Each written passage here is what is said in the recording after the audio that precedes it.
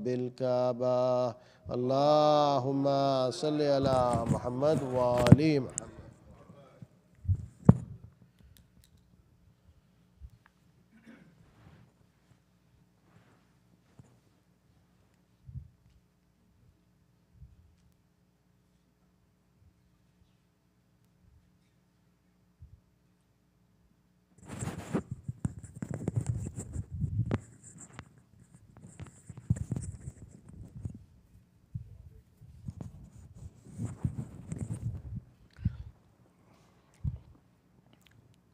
बर मोहम्मद वाले मोहम्मद सलावत।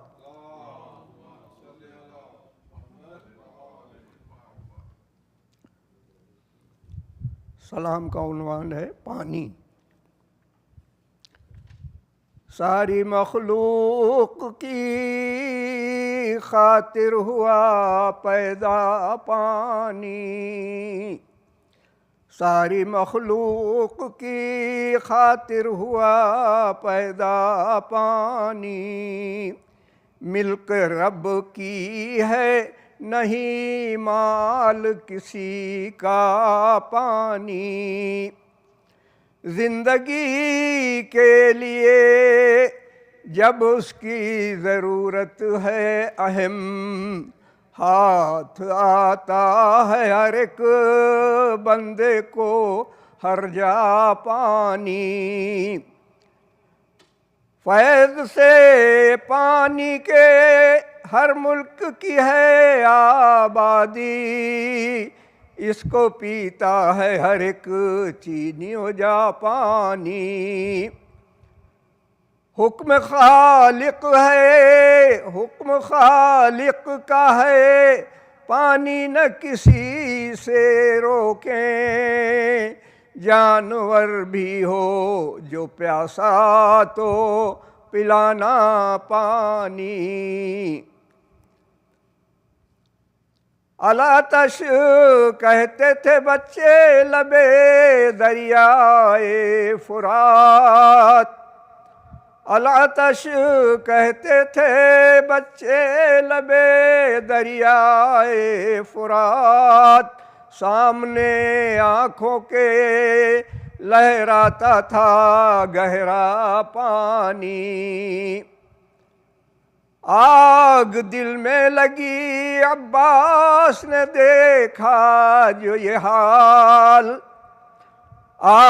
सीने से उठी आँख से टपका पानी।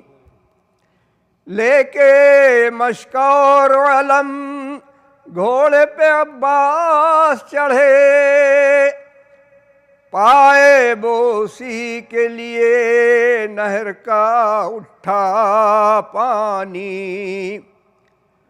फौज घनघोर घटा की तरह बढ़ती आई, मिसल रात आती थी आवाज न देना पानी। मिसल रात आती थी आवाज न देना पानी। तैरती फिरती थी फुर्ती से लचकती मुड़ती, तेज मछली थी तो खून का दरिया पानी। पहुँचे दो हाथ में अब्बास लबे नहरे फुरात, मश्क थी खुश्क तो मुश्किल से दराया पानी। तशनगी बच्चों की और सैयदो मौला की थी शाख, आपकी नजरों में ज़हराब था ठंडा पानी। ताकि आँखों को भी ठंडक से न तस्कीन मिले, आँख भर कर भी न अब्बास ने देखा पानी। मश्क कांधे पे लगाए हुए लड़ते निकले ताकि बच्चों को मुयस्सर हो ये ठंडा पानी। शेर रुकता न था और जल्द निकल जाता था, जैसे मिट्टी में बना लेता है रास्ता पानी। नागहां हाथ कटे, सर पे लगा गुर्दे गिरा, मश्क पर तीर लगा बह गया सारा पानी। आह करते हुए अब्बास गिरे घोड़े से, मश्क की तरह इधर आँखों से निकला पानी। बर मोहम्मद वाले मोहम्मद सल्लल्लाहु।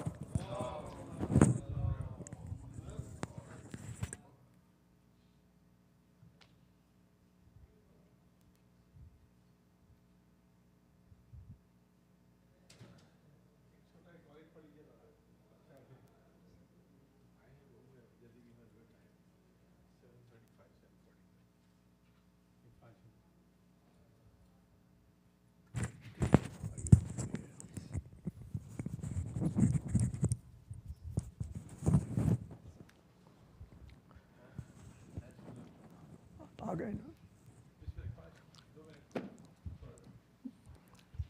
सलावत।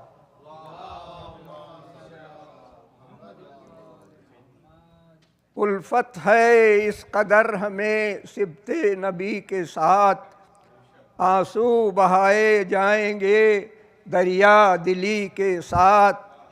ईमा का लाजमा है मोहब्बत अली के साथ, और दुश्मनी भी उनके अदुए शक़ी के साथ।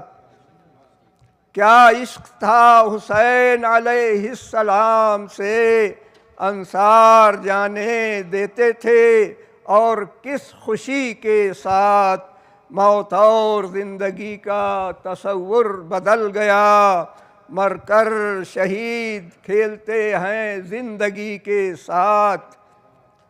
बर्शी जो खींची शाह ने अकबर के सीने से, रोए जो देखे टुकड़े जिगर की अनी के साथ।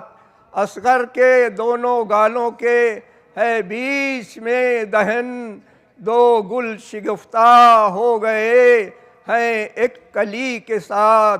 असगर का हुस्न कम सनी, असगर का हुस्ने कम सनी तो देख हुरमुला, मासूमियत बरसती है क्या दिलबरी के साथ।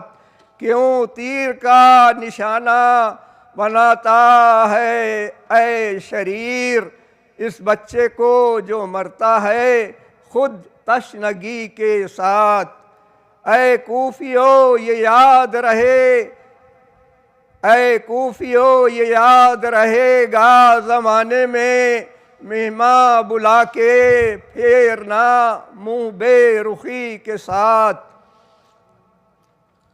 रोबो जलाल शाम में रुख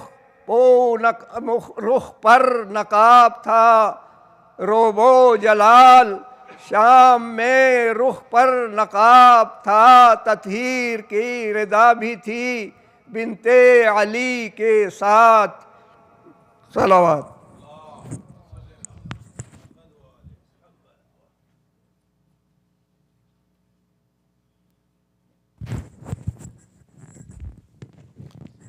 Salawat. Allahumma salli ala Muhammadin. Please recite a Surah Fatiha for the marhumin from the families of Mr. and Mrs. Munir Kazmi and the Kazmi brothers. Bismillahirrahmanirrahim. Alhamdulillah Rabbil Alameen. Ar-Rahmanir-Rahim. Maliki yawmiddin. Wa iyyaka nasta'in. Siratal mustaqim. Siratal ladzina an'amta alayhim ghayril maghdubi alayhim waladdallin. Bismillahirrahmanirrahim. Bismillahirrahmanirrahim. बिस्मिल्लाहिर्रहमानिर्रहीम। सलावत। A reminder once again that on the day of Ashura, which is Friday the 28th of July, our program will start at 9:30. We'll have the Amal, and then after that we'll break for the local Majalis, and then we'll get back at about 10 minutes past 1 p.m. for Zohrain, and then we'll break after that for Fakha Shikani, and then inshallah the Sham-e Ghariba Majlis. Once again, I want to remind you that on Saturday and Sunday, we do not have the Urdu part of the program, so we'll start our session, with the English session, with Maghrib Salat. On Sunday, they have a Q&A. Misbah Bhai is not here. A session with the Sheikh here, inshallah, with Abu Sumayya. If you are interested, you can join here at 7 p.m. on Sunday, at 7 p.m. inshallah. With a loud salawat, let's welcome the Sheikh to the mimbar, inshallah. Salawat. Allahumma salli ala Muhammad wa ali Muhammad. Once again, salawat. Allahumma salli ala Muhammad wa ali Muhammad. Thank you.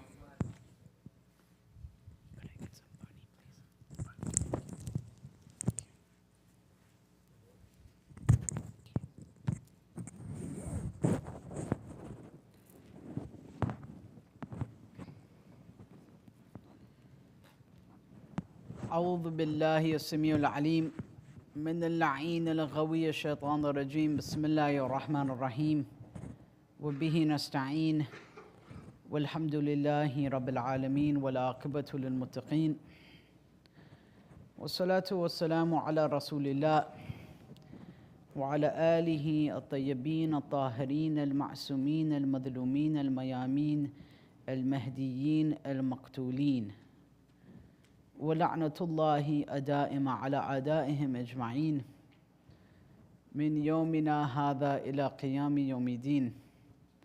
أما بعد، فقال الله تعالى في كتابه المجيد: أعوذ بالله من الشيطان الرجيم بسم الله الرحمن الرحيم سنريهم آياتنا في الآفاق وفي أنفسهم حتى يتبين لهم أنه الحق أولم يكفي بربك أنه على كل شيء قدير. آمنا بالله صدق الله العلي العظيم. اللهم صل على. I'm not sure if you've noticed until now, Mu'mineen, that every night I begin with an ayah of Quran. So every discussion is essentially a tafsir of the Quran, of some sort. So that's how I like to present. I like to have the ayah of the Quran be the foundation and the basis of the discussion, and then, or as a point of departure. To begin with a verse of the Quran, and then kind of go from there and then build upon, the various ways, shukran jazeelan, jazakumullah khair, the various ways that we can understand that verse. So and we've been continuing along that same theme, but looking at it with different subtitles, which is what is the future of Islam in the West, right? And what are some of the things that we can do in order to maintain that future or safeguard that future? And what is the history of some of the movements or ideas that have led to the what we call the decoupling or the disattachment of insan and human beings from faith and religion, or from a kind of religion that guides them, that has an impactful role in their life. For example, I'll read to you something that a colleague of mine sent me from Harvard, someone that I deeply respect. He's a professor from Harvard University in theology and Islamic studies. He's not a Muslim. And anyways, this brother sent me something not too long ago, extremely profound. When we were talking about the future of Islam and the future of Shiism and of Christianity, right? And he said something just so profound, where he told me that I'm just going to find the message here. He just to put this in context, this person is a tremendous scholar. His father served under the Vatican as one of the theologians serving the Pope. They're all Ivy League educated. They're either from Princeton or Harvard, one or the other two. And the elite of the theological establishment of the Catholic Church, these are not nobodies, okay? These are people who see the future, who understand where America has come from and where it's heading. So it's not a small kind of thing, you know? Here it is, found it. And I'm intentionally, of course, not naming him. There's a reason here. From my perspective, almost all Catholic institutions are corrupt and compromised. People who aren't generally demonized on the margins like Jones, from a PR perspective, they're toxic, and the bishops themselves will become your enemies. I think one way forward is to try to develop contacts with traditional nuns who keep the Latin Mass in the old ways. Their spirituality is still legitimate. They keep a low profile, and it's harder for the mainstream to dismiss them as extremists. So the first point is, people who have any kind of serious spirituality, even within the Christians, are considered as extremists now. I have a friend who is a member of a community in Missouri. There may be others in Canada, but most Catholic institutions are not just corrupt, but pure fluff and a waste of time. Fluff. It's just cotton candy. There's nothing in it. Do you know why, my dear brothers and sisters? Because you keep reducing the price of admission, eventually there's free. And if everything is free, nobody values it. This is the reality of Christianity in America, at least of elements of Catholicism. They can't represent a tradition they themselves are cut off from.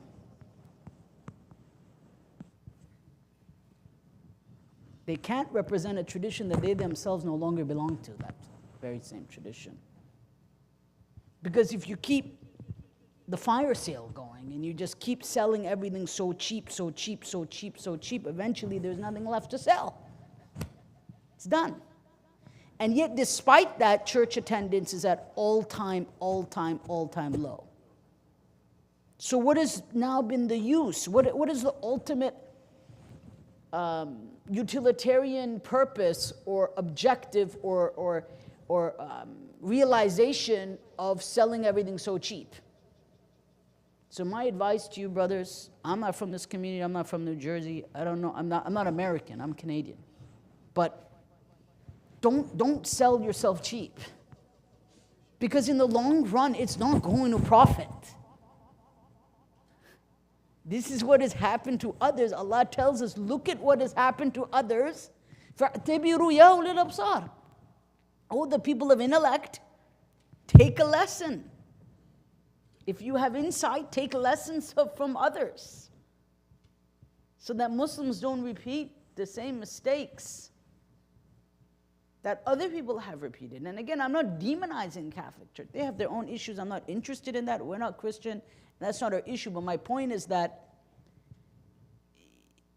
and I come back to the point that I mentioned yesterday, their problems are not our problems. We don't need to onboard their baggage as Muslims. And we need to remind our children of that.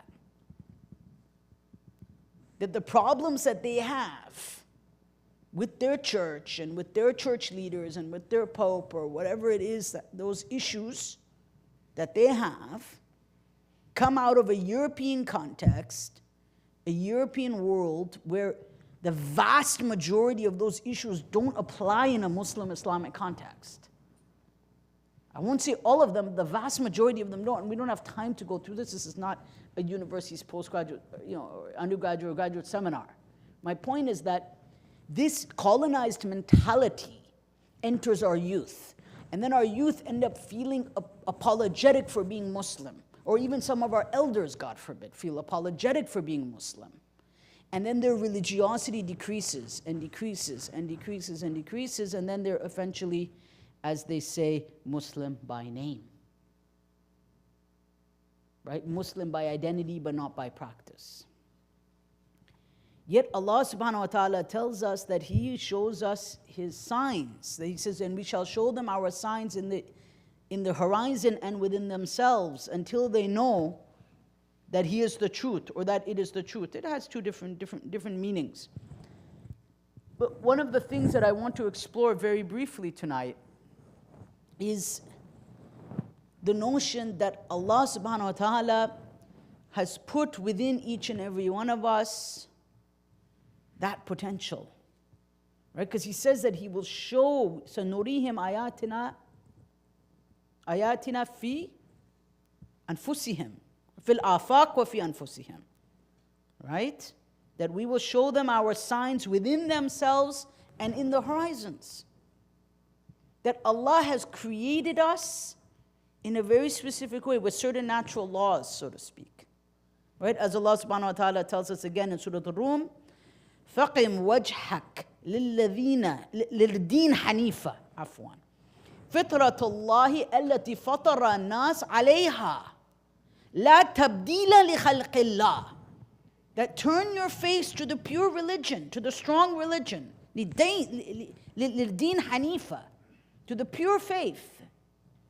That pure faith, that pure natural law, that pure, and I'm not necessarily using natural law in the legal term before anyone, I'm just using it as an expression here.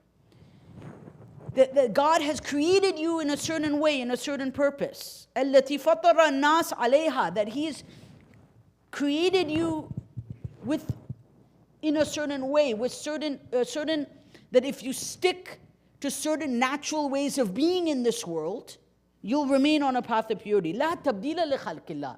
And you can change it. Tabdeel doesn't mean تغيير. تغيير is different from تبديل. بدل is different from غير. بدل يبدل تبديلا versus غير يغير تغيير. There are two different words. Allah says تبديل here, meaning you can't replace it with something else.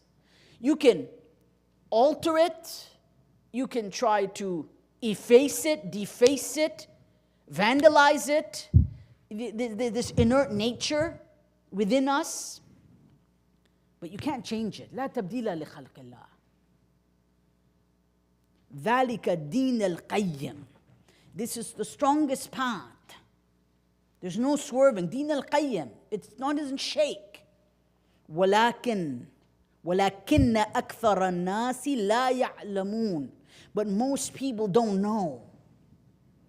Most people, what is my frustration here? What I'm trying to express, Mu'mineen, is if we understood or dive into the metaphysics of Islam, into the cosmology of Islam, into the deeper elements of Islamic spirituality, understand the origins of our existence, where we have come from, how Allah has patterned us, how Allah has created us, how Allah has set certain tendencies within us that are natural, and certain things that we should ideally, when we see them, be repulsed by them and say that is disgusting, that is immoral, that is inviolable, that is, that is something that is violated, something that is inviolable. It is something that when I see it, I feel perturbed by it, because there's something within us that tells us that's disgusting, that's impure, that's unnatural.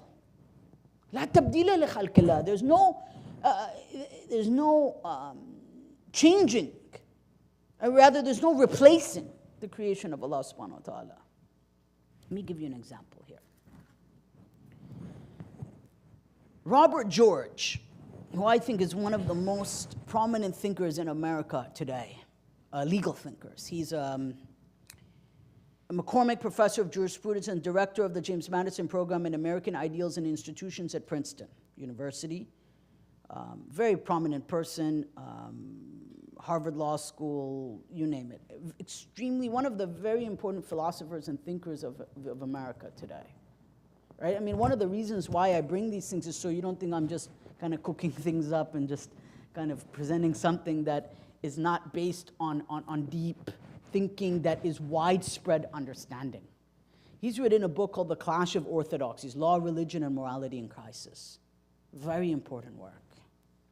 He basically says that we live in a time where religious values of the family, marriage, the sanctity of human life. You know, these norms that human beings have lived with for thousands of years. And on the other hand, you have the orthodoxy of the secular modern nation state. And these two are clashing. Robert George argues in here that he says it is possible to argue from a logical perspective that these original values are more important and more sacred and more worthy, so to speak, than what is being promoted through radical secularism. Let me give you an example here.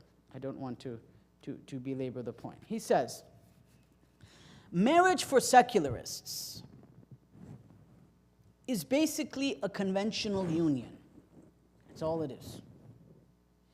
It's nothing more than that, right? He says that it depends on the subjective preference of partners. Even gender doesn't matter, right? Same gender, no gender, none of that really matters. But it's marked by commitments of subjective preferences of partners. It may have exclusivity or may not have exclusivity. It may be open to children, not open to children. All that matters is that it is mutually agreeable and the partners find that it is acceptable. For them, what distinguishes morally good intimacy from morally bad intimacy is the issue of consensuality only. That's it, right? And what he tries to argue is that this idea of marriage, this image of marriage and relationships, which is now the norm in the Western societies, right? I mean, I'll be speaking about it tonight, but I think, on Sunday a little bit more, and now we're around 60% of children are born out of wedlock. At least 60. In the UK, it's higher, closer to 70% are born out of wedlock. So mostly awlad zina, children from fornication. How does a society get to that point? If you look from the 60s until now, what a change this has been. And people are delaying marriage, and that's a different story. But the point is that, and Hussein Nasser points this out as well, is that because human beings have run away from their fitrah, they have run away from the natural laws that God has put within them. And they are attempting to literally deface and change the creation of Allah subhanahu wa ta'ala. Literally. And unless you want to say Robert George is an extremist, which I don't think he is, he's even on the he's a member of the President's Council on Bioethics. I mean, unless someone wants to dismiss him as a crazy fundamentalist, I don't think so. He's these Christians are standing up. They're speaking out. I think Muslims got to wake up. Muslims cannot be silent about all these issues. They can't be. Because at the end of the day, our Imam will look to us and say, we say, Labbaik ya Hussein. Hussein is calling out for help. And when the basic elements of our religion, basic elements of being a human, a pure human being from a religious perspective, again, I won't say pure human being, but a moral, upright human being, are just demolished, and Muslims are just silent, and letting the Christians at the front do all the heavy work, and then they want to be included in the conversation later. No, they're going to say, where were you? Chickens in the back. Don't want to say anything and just want to ride on the coattails of what other people are doing. That's not going to work. Where are the Muslim thinkers today? Or are we more busy in sectarian polemics? I'm not saying anything wrong with talking about why we are Shia. We are Shia. There's history behind that. Saqifa is what led to Karbala. Yes, there's no doubt about that. Bila shak wa rayb. Yes. But in the grand scheme of things, if my child can know about Saqifa, but at the end of the day not know why they're getting married, what comes before, the cart or the horse? I know this is an uncomfortable conversation sometimes with people, but it has to be had. The Christians are already doing it, and they're writing, they're publishing articles, journals, books. Look at this excellent work that Robert George has published. The Jews are writing on it. They have entire academies and institutes devoted to supporting and promoting their notions of what morality is. Muslims, with all the resources in America and Canada, what are they doing? How will they answer Allah on the Day of Judgment if a generation of youth, or part of a generation, thinks that certain kinds of relationships are okay?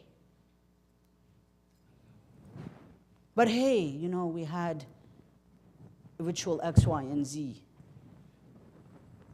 Yes, rituals should be done. I am the first one. I went last night to the matam at Masjid Ali. This is a part of the purification of our iman. We have to continue this. Iqamatul Aza is a part of our madhab.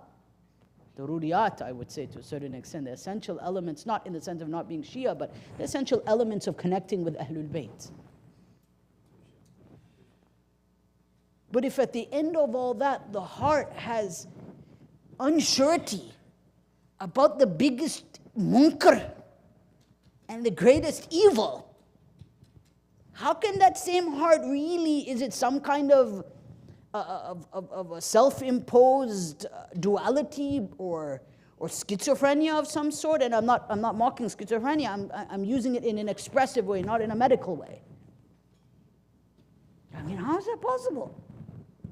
Campaigning for Imam Hussein and then saying, well, yeah, you know, everyone has a, you know, we love everything. No, we don't love everything. Who said that? Where does that idea even come from? That is complete nonsense.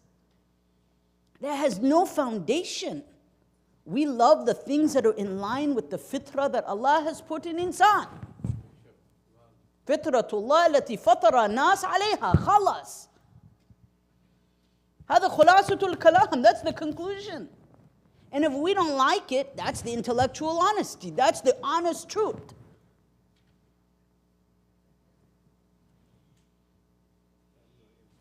I mean, you know, it's and then what happens is, my dear brothers and sisters,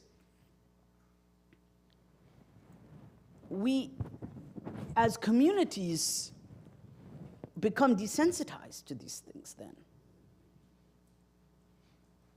And if we don't educate our children about it and teach them about it and remind them about it, no one else will. I mean, this is probably as far as I can go on the minbar. I can't go any further. I can't even use certain expressions. This is as far as I can go. I mean, this is the had for me. This is the limit, because we know. But what you can teach your children in your homes, and how you express to them and how you educate them about these things, and what is normal, what is nature, why has Allah created them, on what is the fitrah or the natural way of being a human being in this world.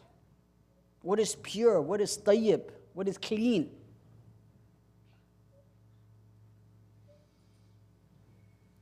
As the Prophet has said, sallallahu alayhi wa alihi wa sallam,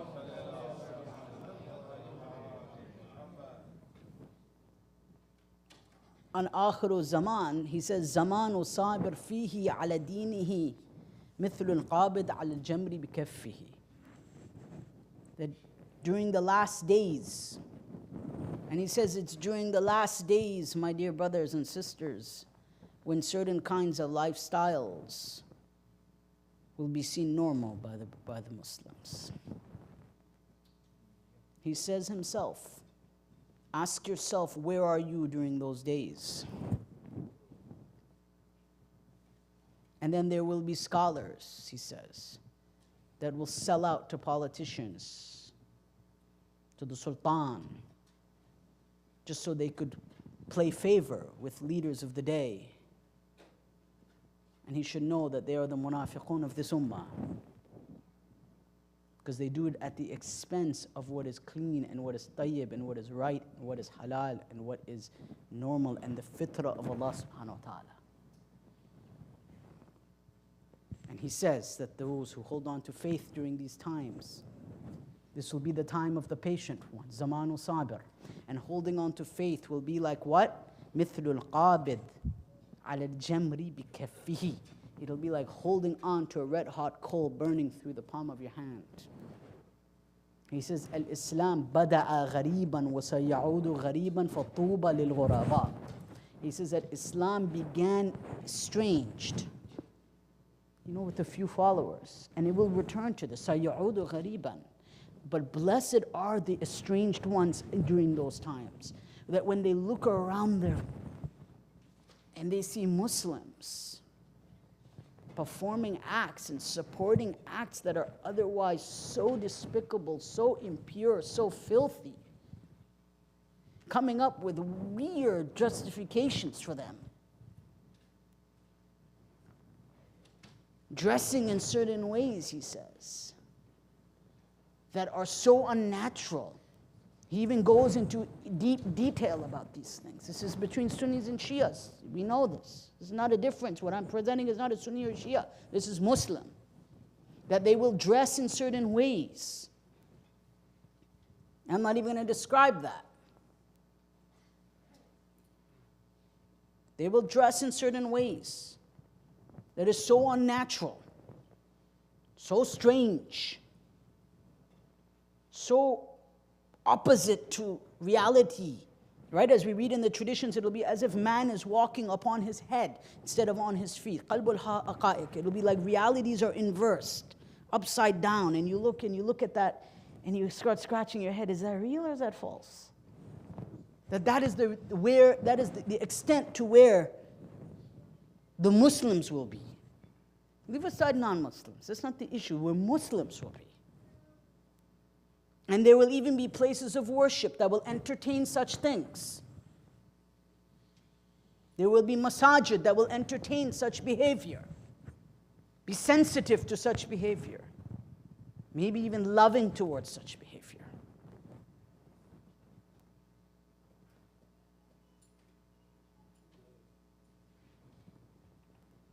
And he says, check yourself at that time. Look within your heart on those days. And ask yourself, are you following the pack or are you a minority? Imam Hussein alayhi salam, where was he? 72 against how many thousands? Isn't it? And then being a Shia on top of that is not easy, is it? But we don't live for this dunya, we live for akhirah. We know that the reward with Allah is with the sabirun. And even amongst this life, there are still good things that we can enjoy. But the problem with human beings, and I'll conclude on this note here, and then we're going to speak about the sacrifice tonight, and the ultimate example of a youth.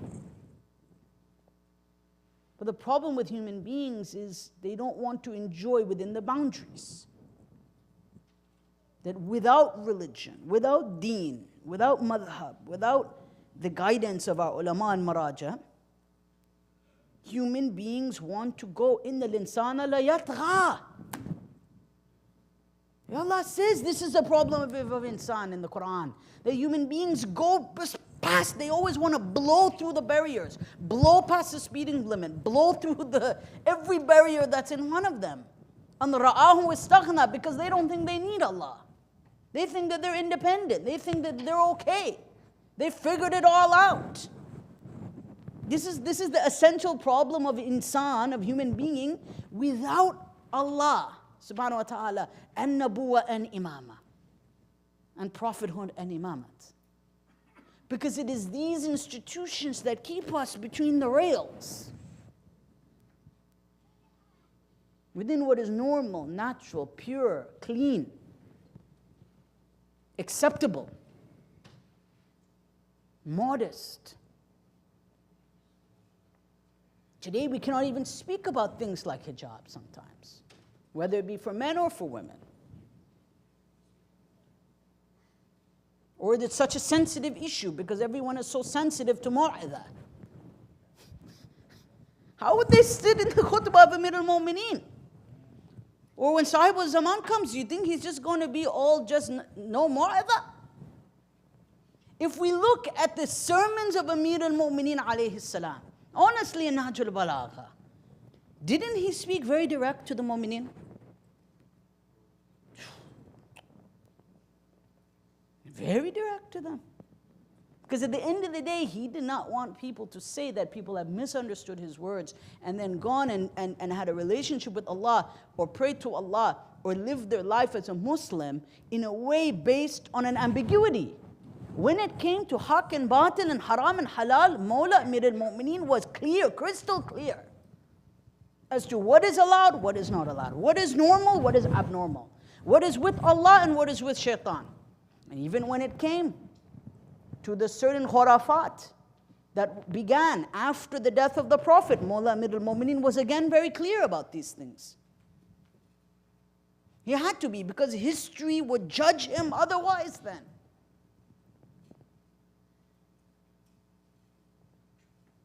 So we should not be offended. This is the blessing of Ahlul Bayt. In the words of one of my teachers, who so beautifully told me many years ago, Islam does not believe in political correctness. Not when it comes to halal and haram.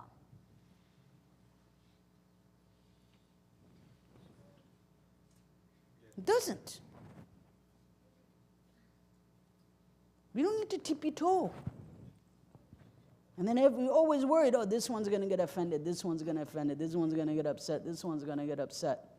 What kind of Shia are we? Oh my God, I think we would have been thoroughly offended by Amir al-Mu'mineen. The way he used to address his khutbahs, and go, Mu'mineen, go and look at them.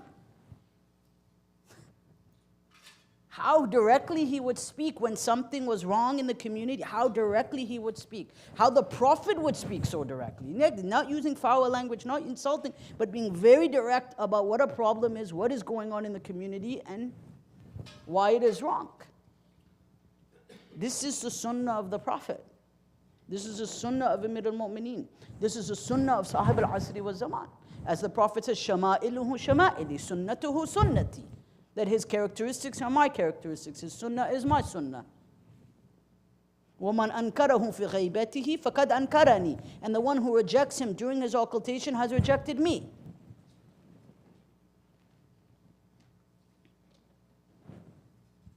And these were the children that Amir al-Mu'mineen raised. In Nahj al-Balagha, Allahu Akbar. Look how clear he is. Muhammad bin Abi Bakr, who was the stepson of Maulana Amir al-Mu'mineen, Asadullah al-Ghalib, Ali ibn Abi Talib.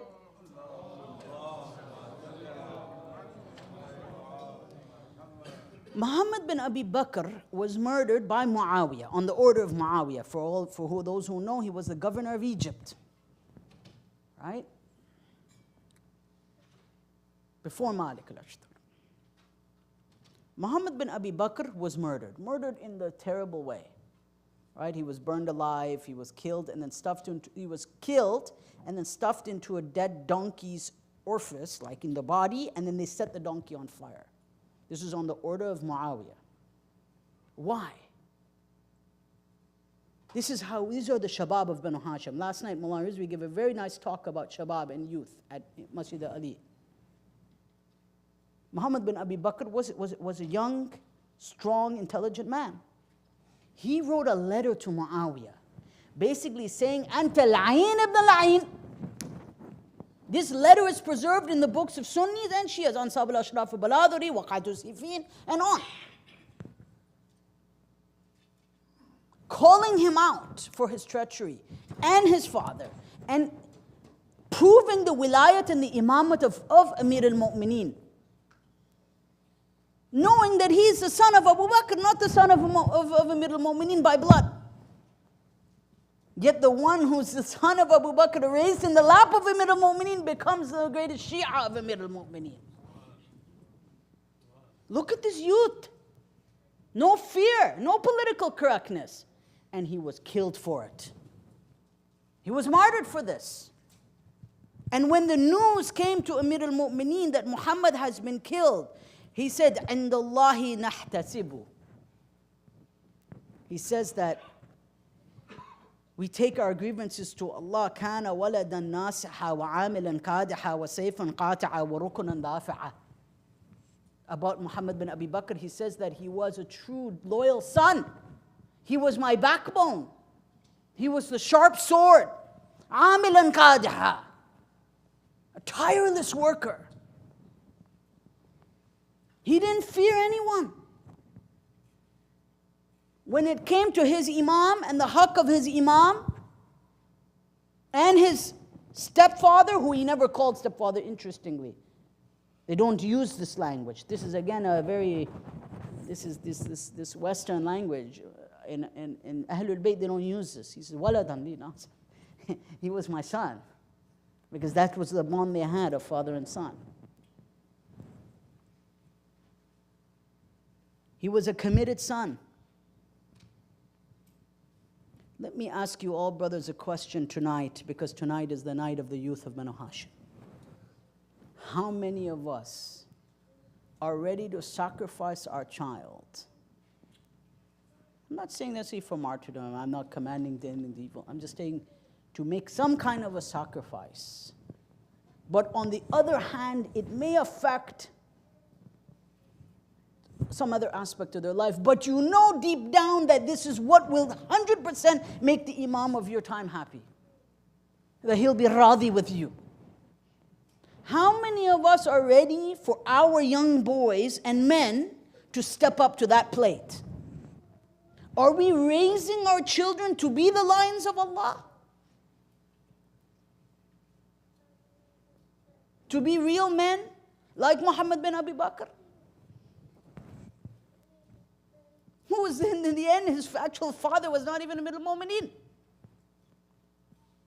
So then imagine Abu Fadl al-Abbas, Imam Hasan, Imam Hussain. That's Ma'soom. Then who is Abu Fadl al-Abbas? If Muhammad bin Abi Bakr could reach such a level, then what about Abu Fadl al-Abbas alayhi salam? I mean, these are Shia. Shia to Amir al-Mu'mineen. You can't play with them. There's no games here. Again, there's no political correctness here. He says, دَعَوْتُهُمْ سِرًّا وَجَهْرًا. He says, these people, I invited them in secret and in private, openly and secretly. عَوْدًا وَبَدَأ. I invited them. But he says, yet they betrayed us. Over and over again, they betrayed us. You know that this death of Muhammad bin Abi Bakr truly broke the heart of Amir al-Mu'mineen. Right? Because this was a letter he wrote to Ibn Abbas, to Abdullah ibn Abbas. Right? It was in this letter to Abdullah ibn Abbas that he begins to describe his broken heart. He says, everything I have given to this ummah, everything I have given to this community, yet they have repaid me with three things. فَمِنْهُمْ الْآتِي كَارِحًا. Either they come and they join, but they're unwilling. They begrudgingly join me. مِنْهُمْ الْمُعْتَلْ كَاذِبًا. Or they have some kind of false sense of force. Mu'tal kadhiban. They're not really giving me their strength. They come and they join me, they stick around a little bit, and then they leave. وَمِنْهُمْ الْقَاعِدْ خَاذِلًا. You know? Or they're just an inactive trader. Every time I invite them to come and join me, these are the three kinds of people that join me. And then my son is left at the end of that line, and the result of that is him being burned alive. This was the heart of Amir al-Mu'mineen.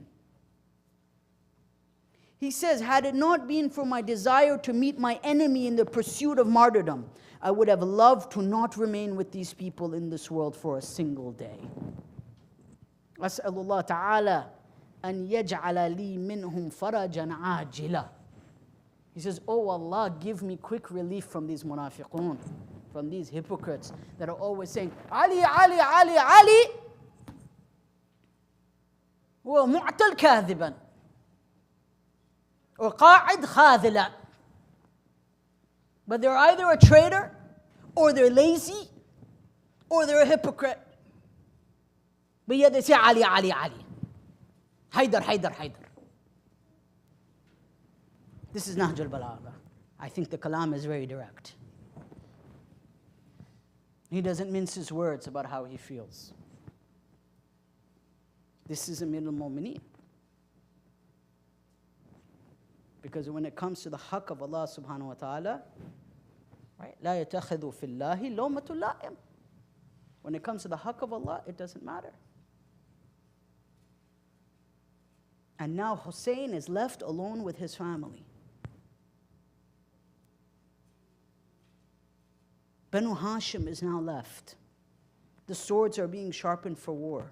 And what do they hear? Al-Atash, Al-Atash, Al-Atash. Thirst, thirst, and thirst. And now a father, once again, the son of Ali, had to make that tough choice. Just as Ali made the choice, knowing what would happen to Muhammad bin Abi Bakr, knowing that Muhammad bin Abi Bakr would take that stand, knowing what would happen to his son, yet he allowed his son to go. هذا Shia. This is wilayah.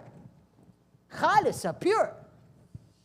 And now Ali Akbar, the older brother of Imam Zain al-Abidin, had Hamza's might, Amir al-Mu'mineen's bravery, the Prophet's beauty, Hussein's patience. What a combination. I mean, he was the perfect, like, insan al-kamil, complete human being. He represented the pride of Ahlul Bayt.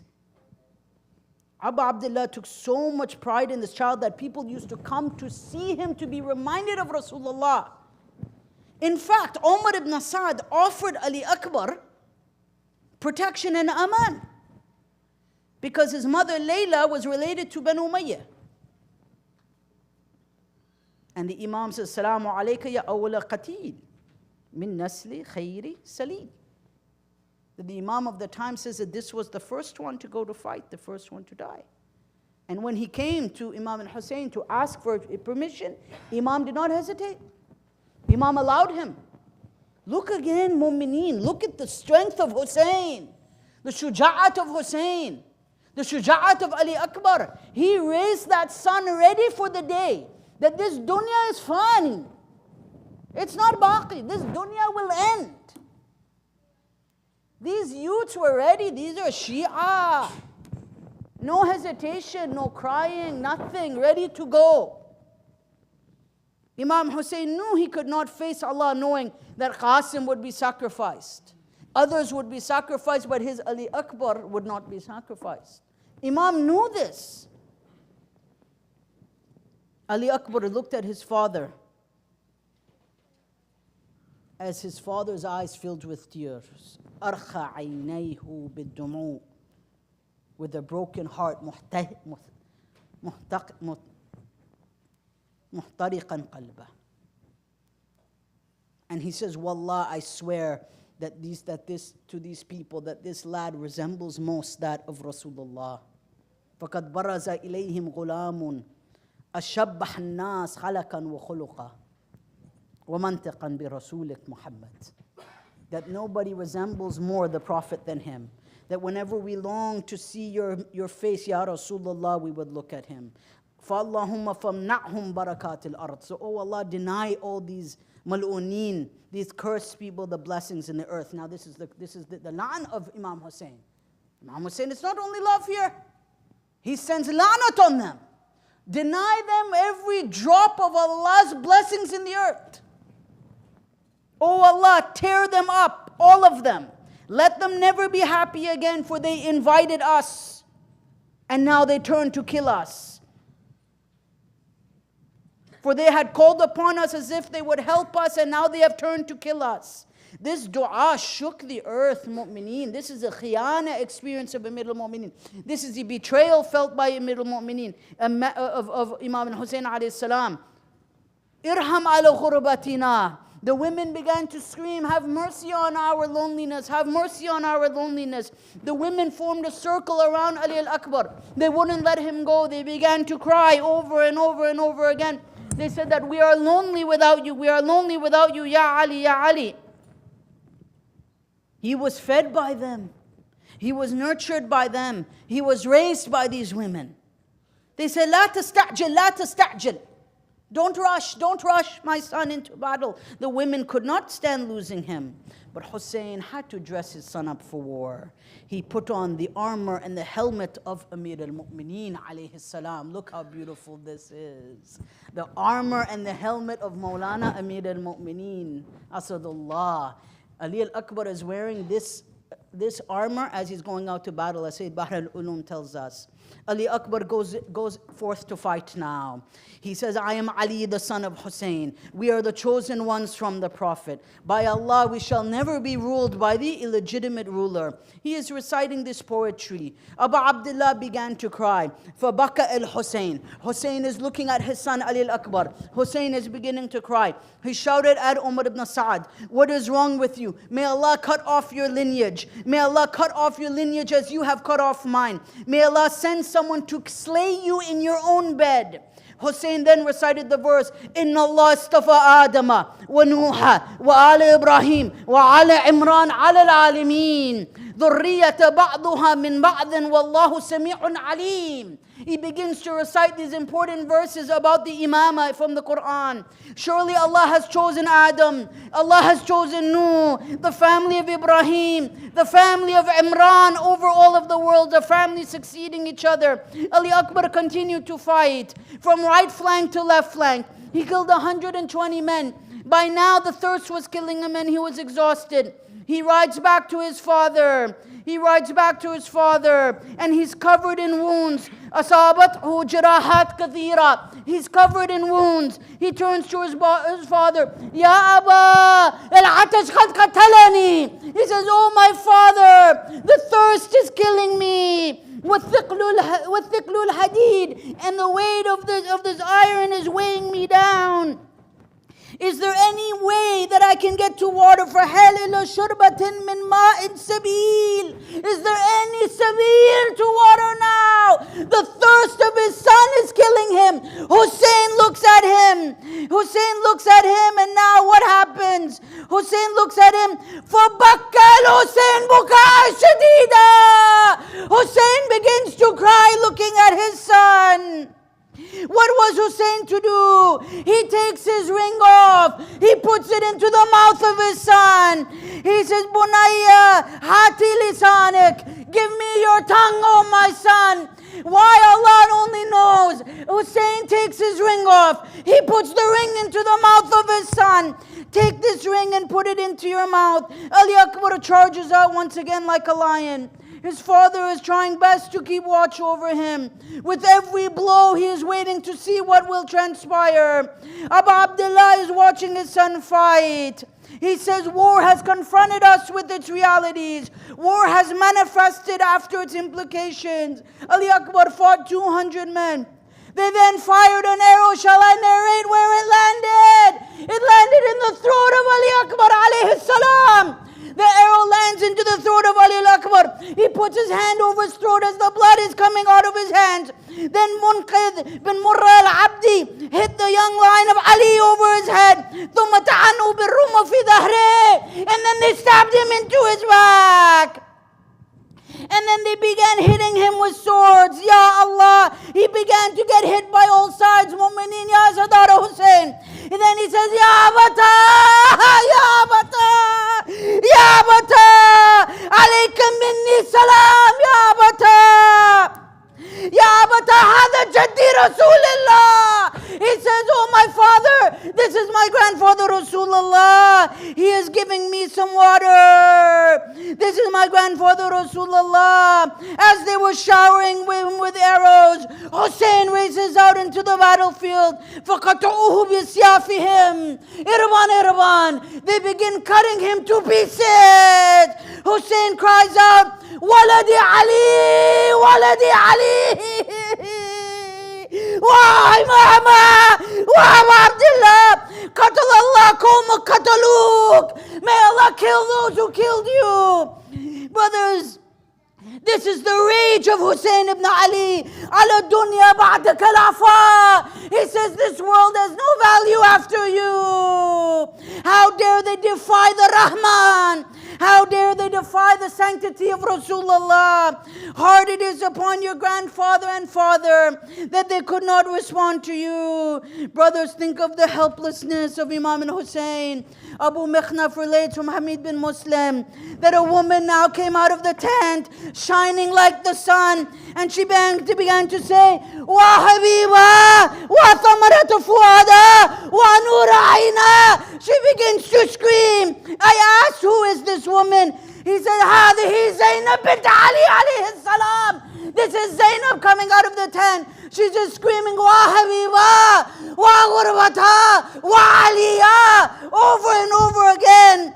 And then the riwayah said Zainab throws herself onto the body of Ali Akbar. Hussein takes Zainab's hand.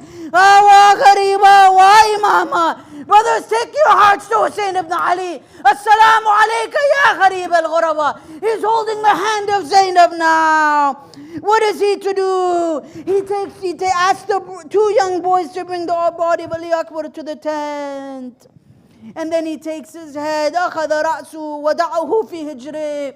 And he takes the head of his son and he puts it in his son's lap. He begins wiping the blood from Ali Akbar's face. He says, لعن الله قاتلك. May Allah kill your killer. May Allah lanat be on your killer. Ya waladi, you are now relieved of the gham and the hum of this dunya, the distress of this dunya.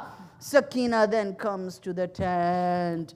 What shall we say about this now? Sakina bint al-Hussein alayhi salam. Kharajat min al-fustat. She comes out from the tent to Hussein. She says, oh my father, Aina akhi Ali? Where is my brother Ali alayhi salam? Where is he? Hussein at this moment is silent. He has no jawab. Imagine Hussein ibn Ali, Imam al-Alameen, the Imam of the universe, has no jawab for Sukaina alayhi salam. He looks at her. He has a tear in her eye. Sukaina is about to run out of the tent. He grabs her hand. He puts her in his lap. And he says, Inna lillahi. Inna lillahi wa inna ilayhi raji'un. Wa Imam Martyrdom Hussein.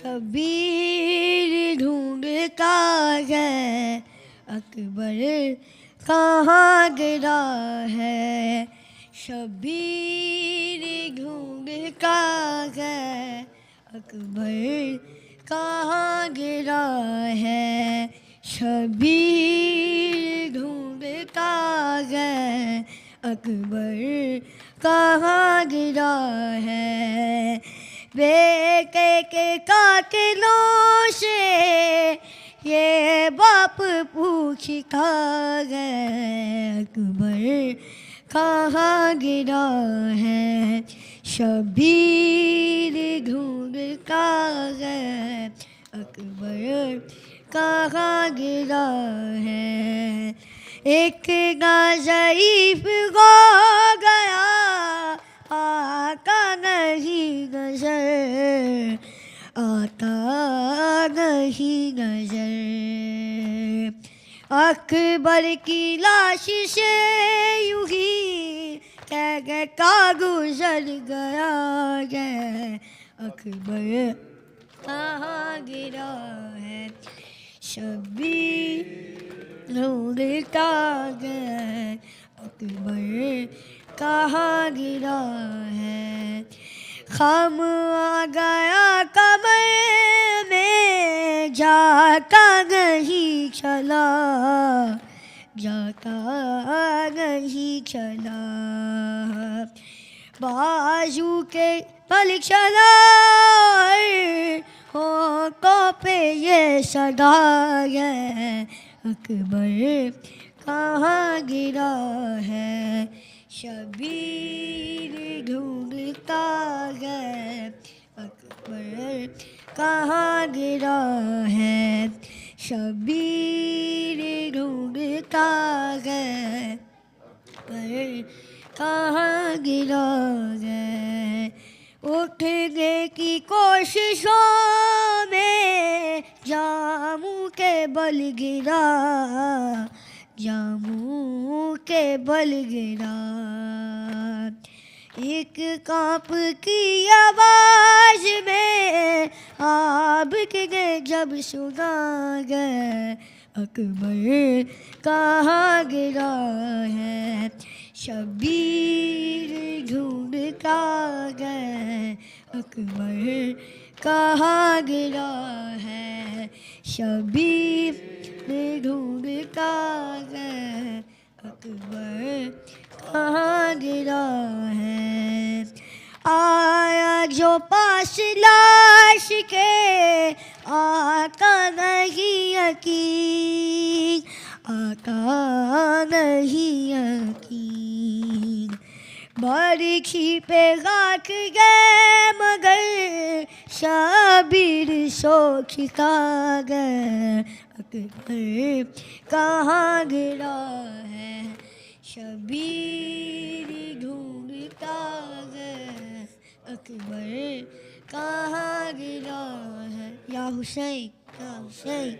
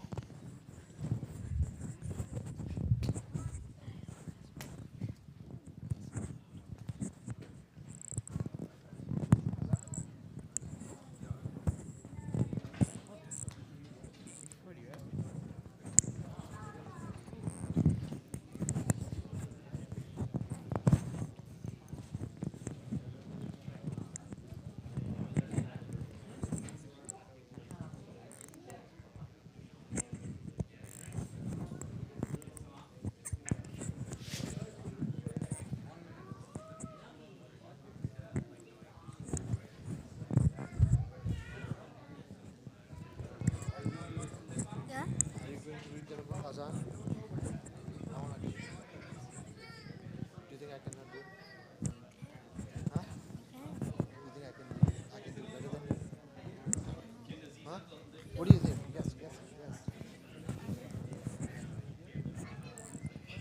Good answer.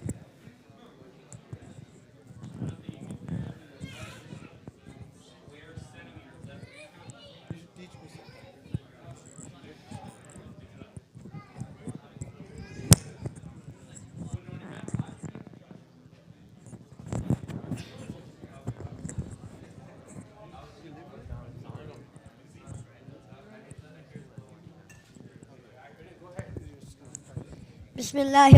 बिस्मिल्लाहिर्रहमानिर्रहीम अल्लाहु अकबर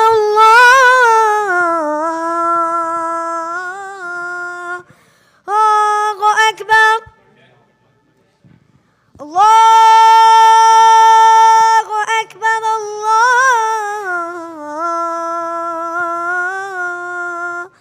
अल्लाहु Akbar أشهد أن لا إله إلا الله أشهد أن لا إله إلا الله أشهد أن محمدا رسول الله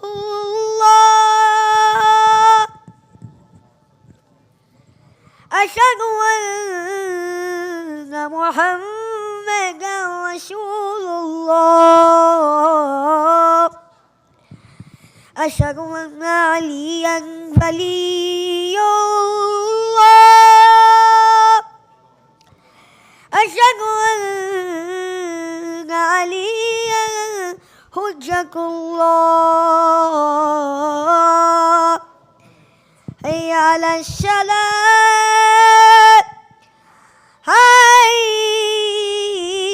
هيا على الصلاة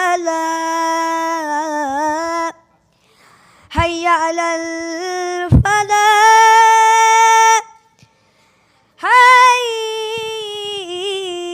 هيا على الفلاح هيا على خير العمل هيا على خير العمل الله أكبر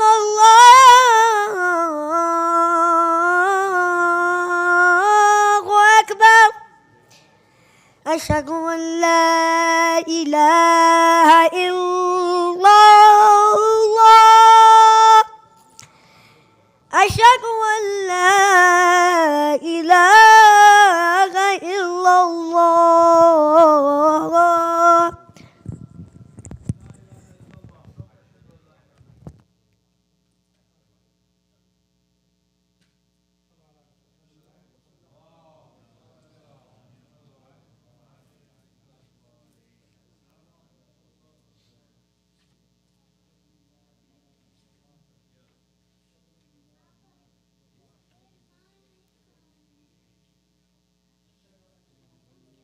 الله أشهد أن علي ولي الله أشهد أن علي حجة الله هيا على الصلاة هيا على الصلاة هيا على الفلاح هيا على الفلاح هيا على خير العمل هيا على خير العمل قد قامت الصلاة قد قامت الصلاة الله أكبر الله أكبر لا إله إلا الله صلاة المغرب أستغفر الله ربي وأتوب إليه وجهت وجهي للذي فطر السماوات والأرض لا تبديل لخلق الله أعوذ بالله من همزات الشياطين بسم الله أكبر بسم الله الرحمن الرحيم الحمد لله رب العالمين الرحمن الرحيم مالك يوم الدين إياك نعبد وإياك نستعين اهدنا الصراط المستقيم صراط الذين أنعمت عليهم غير المغضوب عليهم ولا الضالين بسم الله الرحمن الرحيم إذا جاء نصر الله والفتح ورأيت الناس يدخلون في دين الله أفواجا فسبح بحمد ربك واستغفر إنه كان توابا الله أكبر سبحان ربي العظيم وبحمده ربي صل على محمد وآل محمد سمع الله لمن حمد الله أكبر سبحان ربي الأعلى وبحمده اللهم صل على محمد وآل محمد الله أكبر استغفر الله ربي وأتوب الله أكبر سبحان ربي الأعلى وبحمده اللهم صل على محمد وآل محمد الله أكبر بحول الله تعالى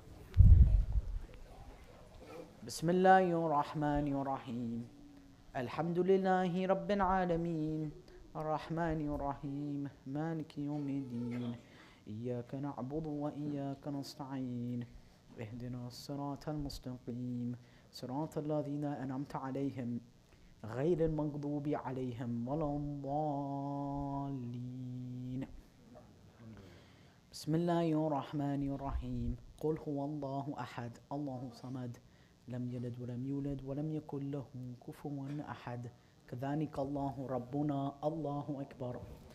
اللهم صل على محمد وآل محمد. اللهم كن لوليك الحجة بن الحسن صلواتك عليه وعلى آبائه في هذه ساعة وفي كل ساعة وليا وحافظا وقائدا وناصرا ودليلا وعينا حتى تسكنه أرضك توعا وتمتعه فيها طويلا. ربي صل على محمد وآل محمد. الله أكبر. سبحان ربي العظيم وبحمده. ربي صل على محمد وآل محمد. سمع الله لمن حمد. الله أكبر. سبحان ربي الأعلى وبحمده. اللهم صل على محمد وآل محمد. الله أكبر. استغفر الله ربي وأتوب إليه. الله أكبر. سبحان ربي الأعلى وبحمده. اللهم صل على محمد وآل محمد. الله أكبر. أشهد أن لا إله إلا الله وحده لا شريك له وأشهد أن محمدا عبده ورسوله. اللهم صل على محمد وآل محمد وتقبل شفاعته في أمته وارفع درجته بحول الله تعالى.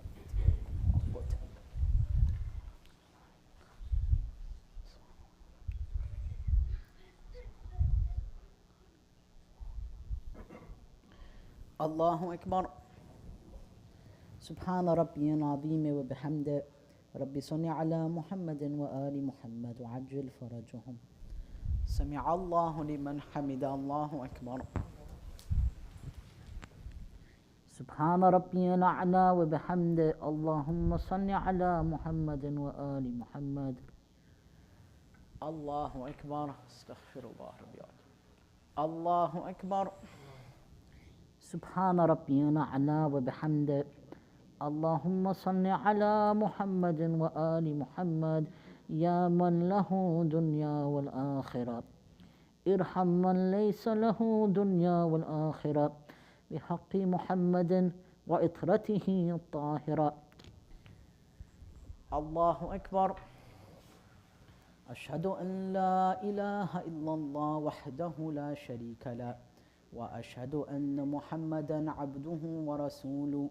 اللهم صل على محمد وآل محمد. السلام عليك أيها النبي ورحمة الله وبركاته. السلام علينا وعلى عباد الله الصالحين. السلام عليكم ورحمة الله وبركاته. الله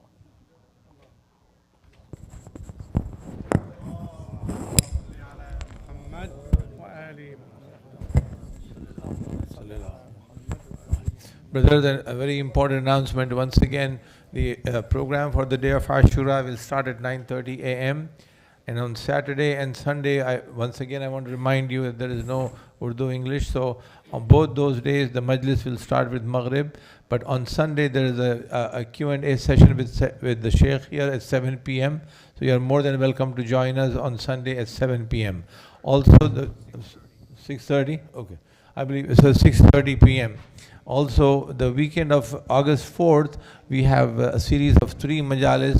The reciter is Sheikh Hussain Qazwini. He will be coming all the way from Karbala for this weekend. So I request you all to be here, inshallah, in great numbers. Salawat. Allahumma salli ala Muhammad wa ali Muhammad. Bismillah ar-Rahman ar-Rahim. Allahumma salli ala Muhammadin wa ali Muhammad. Alhamdulillahi walhamdu haqquhu kama yastahiquhu.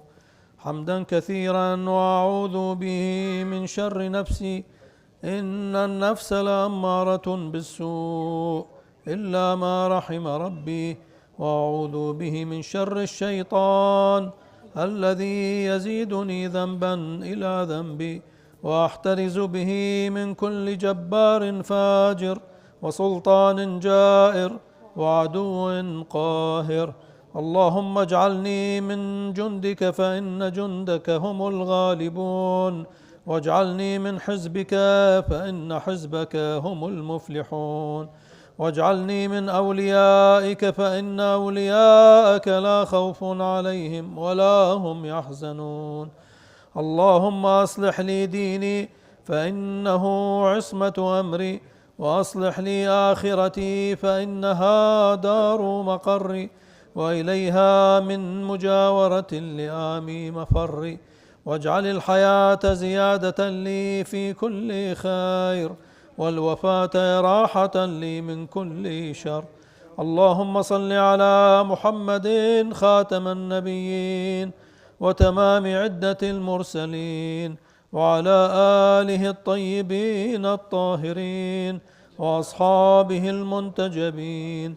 وهب لي في الثلاثاء ثلاثا، لا تدع لي ذنبا إلا غفرته، ولا غما إلا أذهبته، ولا عدوا إلا دفعته، ببسم الله خير الأسماء، بسم الله رب الأرض والسماء، أستدفع كل مكروه أوله سخطه، وأستجلب كل محبوب أوله رضاه، فاختم لي منك بالغفران يا ولي الإحسان. وصلى الله على نبينا محمد وعلى آله الطيبين الطاهرين.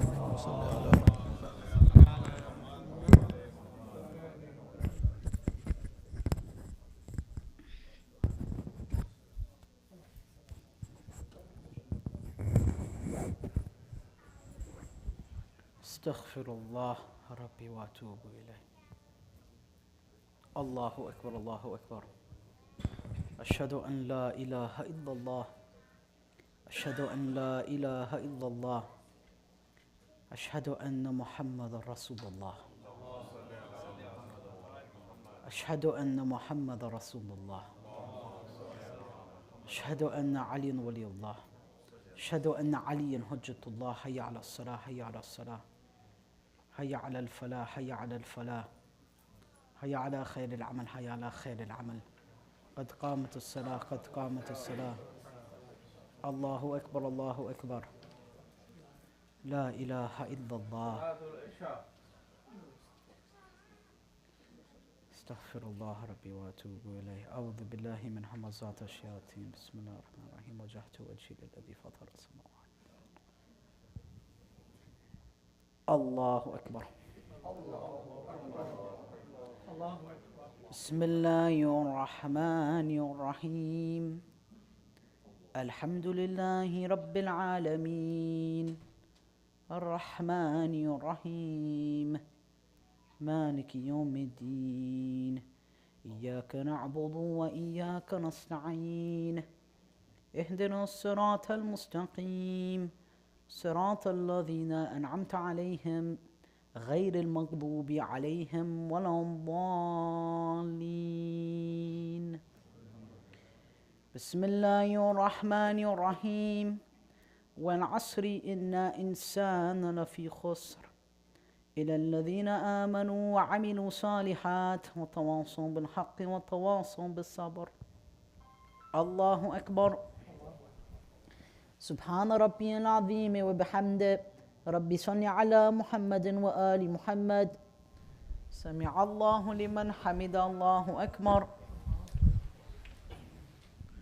سبحان ربي الأعلى وبحمده. اللهم صل على محمد وآل محمد. الله أكبر. استغفر الله ربي. الله أكبر. سبحان ربي الأعلى وبحمده. اللهم صل على محمد وآل محمد. الله أكبر بحول الله. بسم الله الرحمن الرحيم. الحمد لله رب العالمين الرحمن الرحيم مالك يوم الدين. إياك نعبد وإياك نستعين. اهدنا الصراط المستقيم صراط الذين أنعمت عليهم غير المغضوب عليهم ولا الضالين. بسم الله الرحمن الرحيم. قل هو الله أحد الله صمد لم يلد ولم يولد ولم يكن له كفوا أحد. كذلك الله ربنا. الله أكبر. اللهم صل على محمد وآل محمد. ربي إني لما أنزلت إلي من خير فقير. اللهم صل على محمد وآل محمد عجل فرجهم. الله أكبر. سبحان ربي العظيم وبحمده. اللهم صل على محمد وآل محمد. سمع الله لمن حمد. الله أكبر. سبحان ربي الأعلى وبحمده. اللهم صل على محمد وآل محمد. الله أكبر. استغفر الله ربي وأتوب. الله أكبر. سبحان ربي الأعلى وبحمده. اللهم صل على محمد وآل محمد. الله أكبر. أشهد أن لا إله إلا الله وحده لا شريك له وأشهد أن محمدا عبده ورسوله. اللهم صل على محمد وآل محمد وتقبل شفاعته في أمته وارفع درجته بحول الله تعالى وقوته.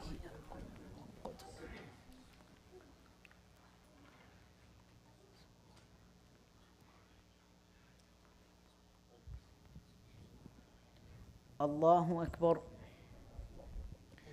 سبحان ربي العظيم وبحمده. سبحان الله سبحان الله سبحان الله.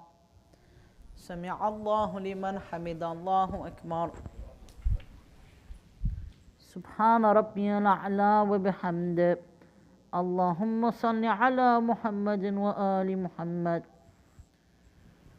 الله أكبر. استغفر الله ربي وأتوب. الله أكبر. سبحان ربي الأعلى وبحمده. اللهم صل على محمد وآل محمد عجل فرجهم. الله أكبر. بحول الله تعالى وقوته يقوم وارقى واسجد. سبحان الله والحمد لله ولا سبحان الله.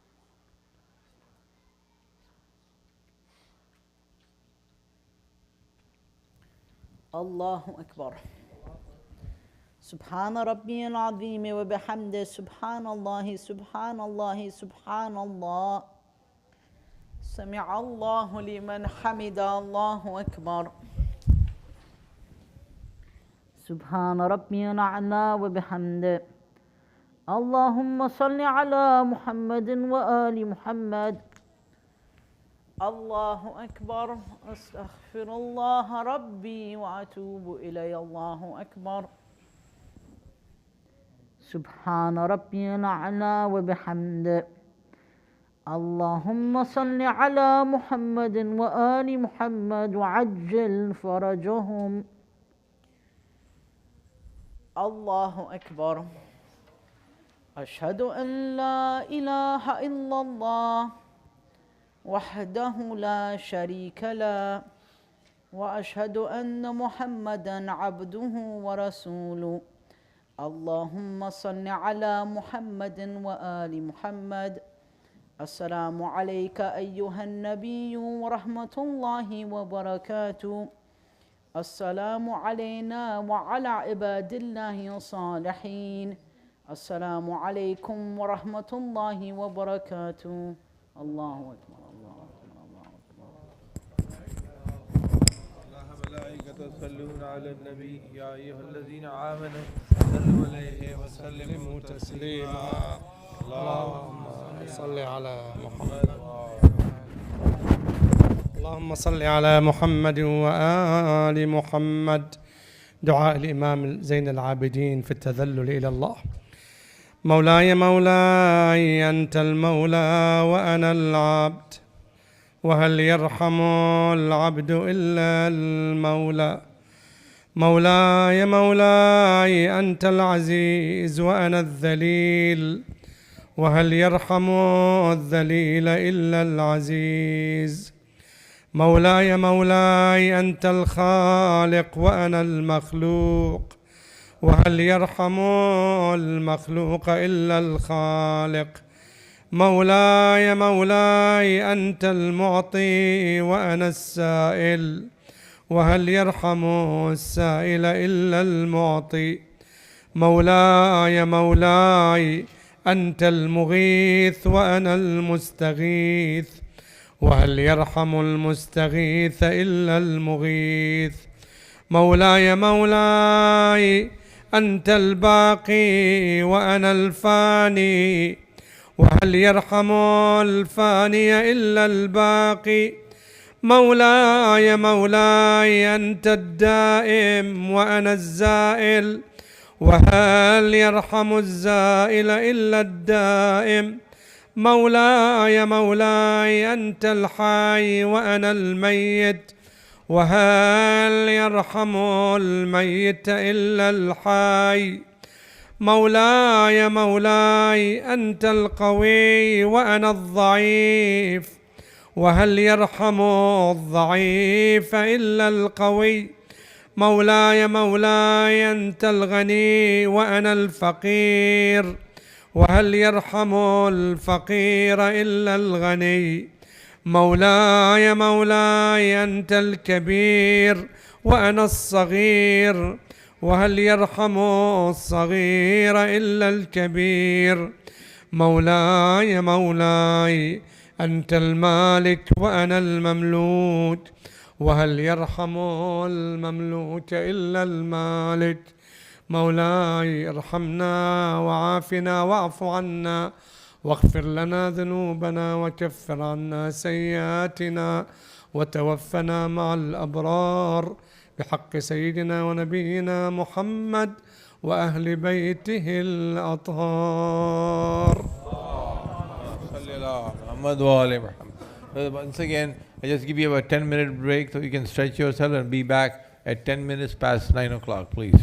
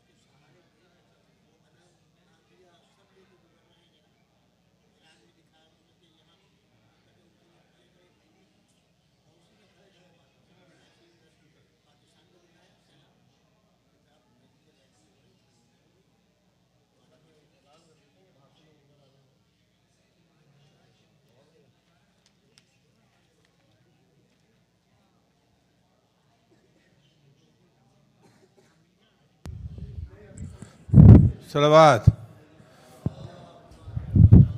Brothers, please come inside. The Majlis has started.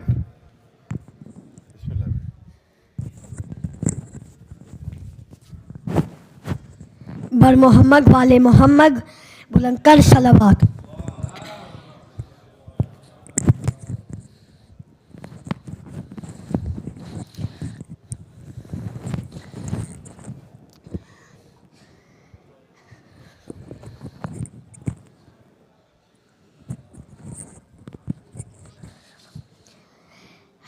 बारे Geiger सलावत।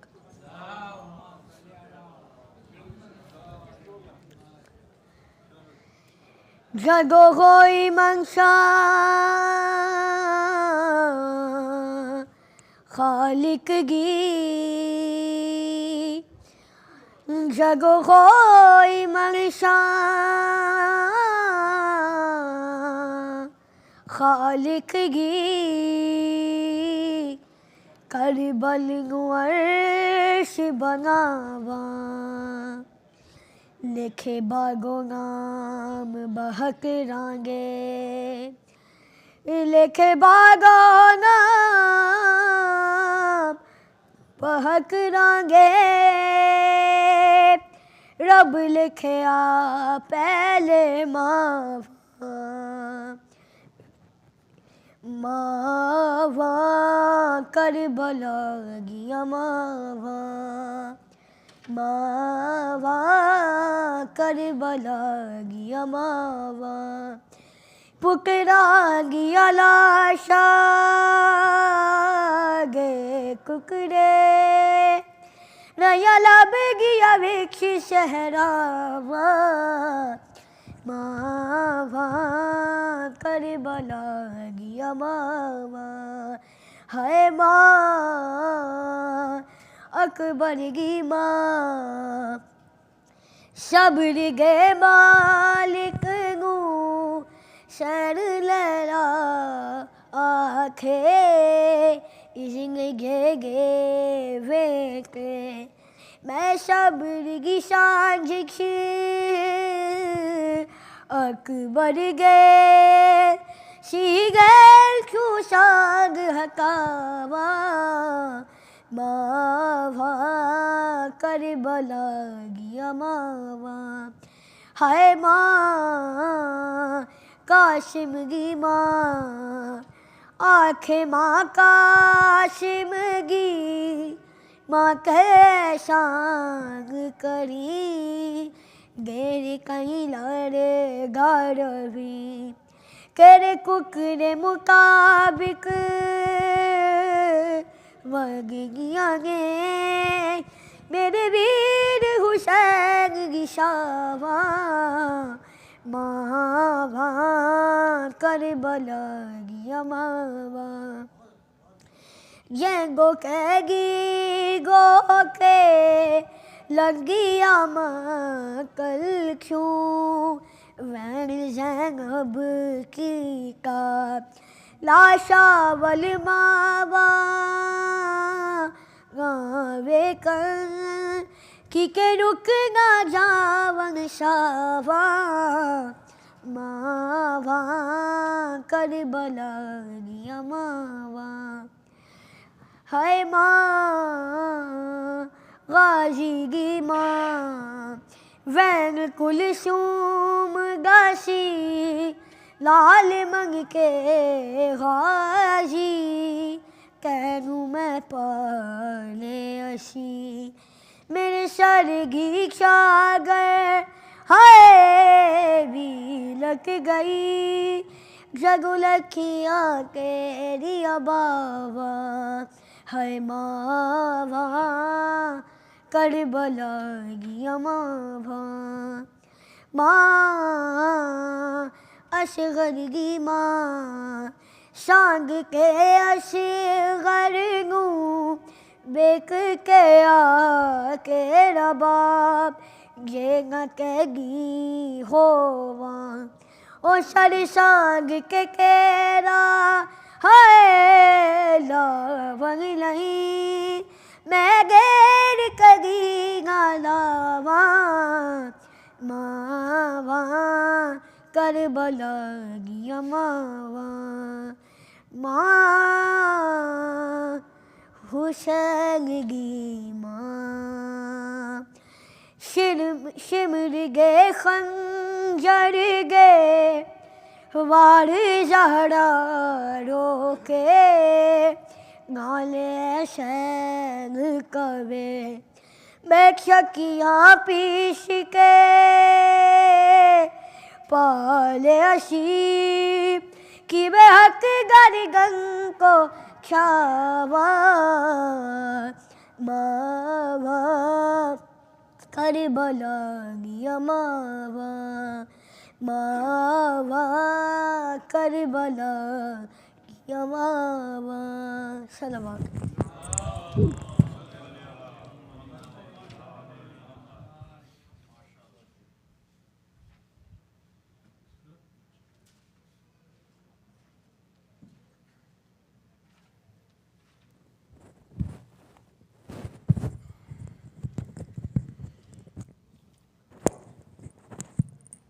बर मोहम्मद वाल मोहम्मद सलवात।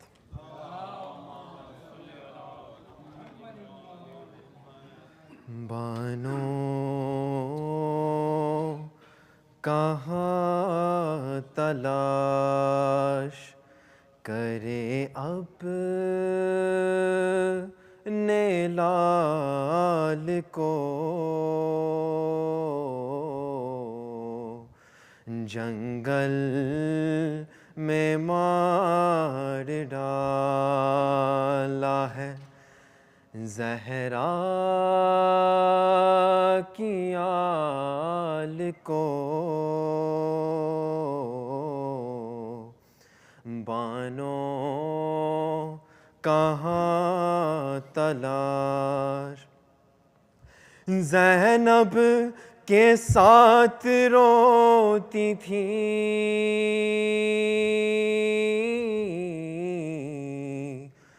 सब मिल के बीबियाँ ज़ैनब के साथ रोती थी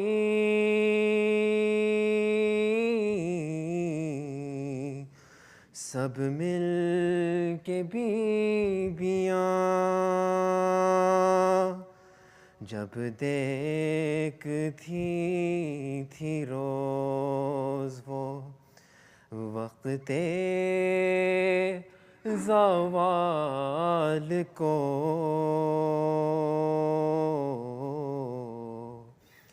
बानो कहाँ तलाश शबीर दिल को थाम के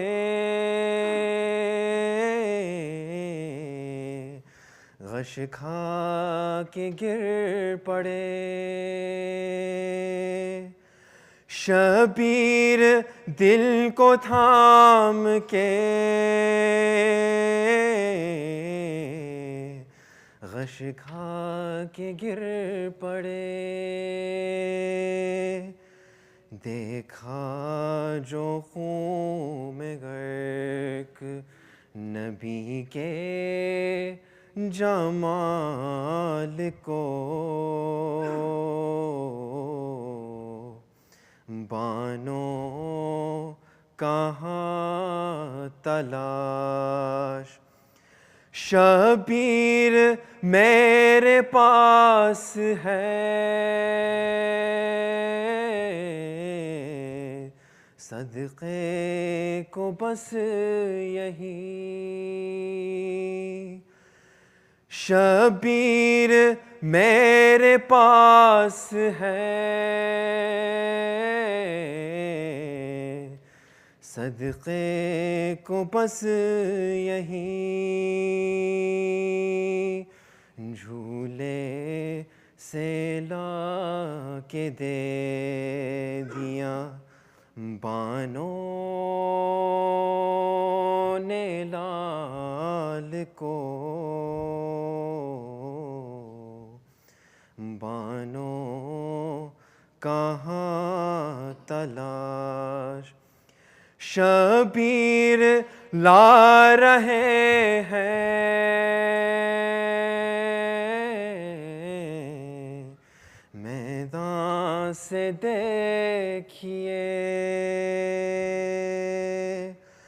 शबीर ला रहे हैं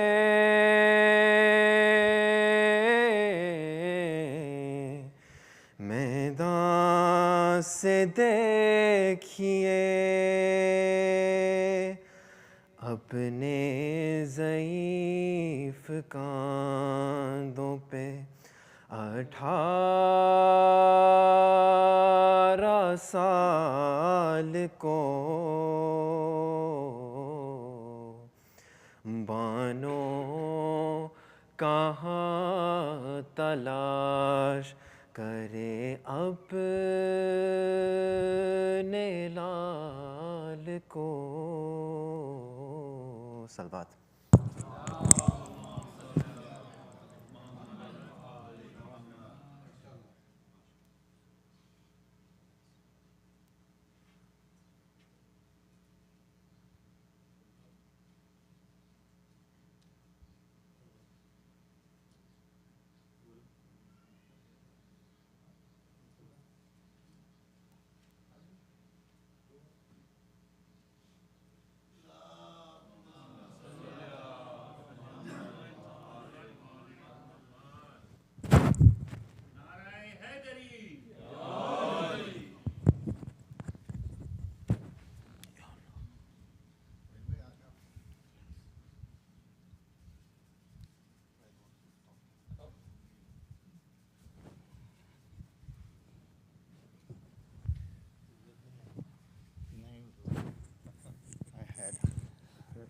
My time.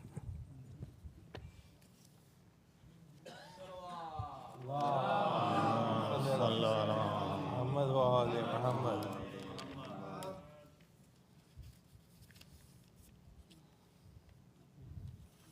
बारी दीगर सलावत। मोहम्मद व आले सूर्य फातिहा जो स्पॉन्सर हैं इस मजलिस के उनके मरहूमीन के लिए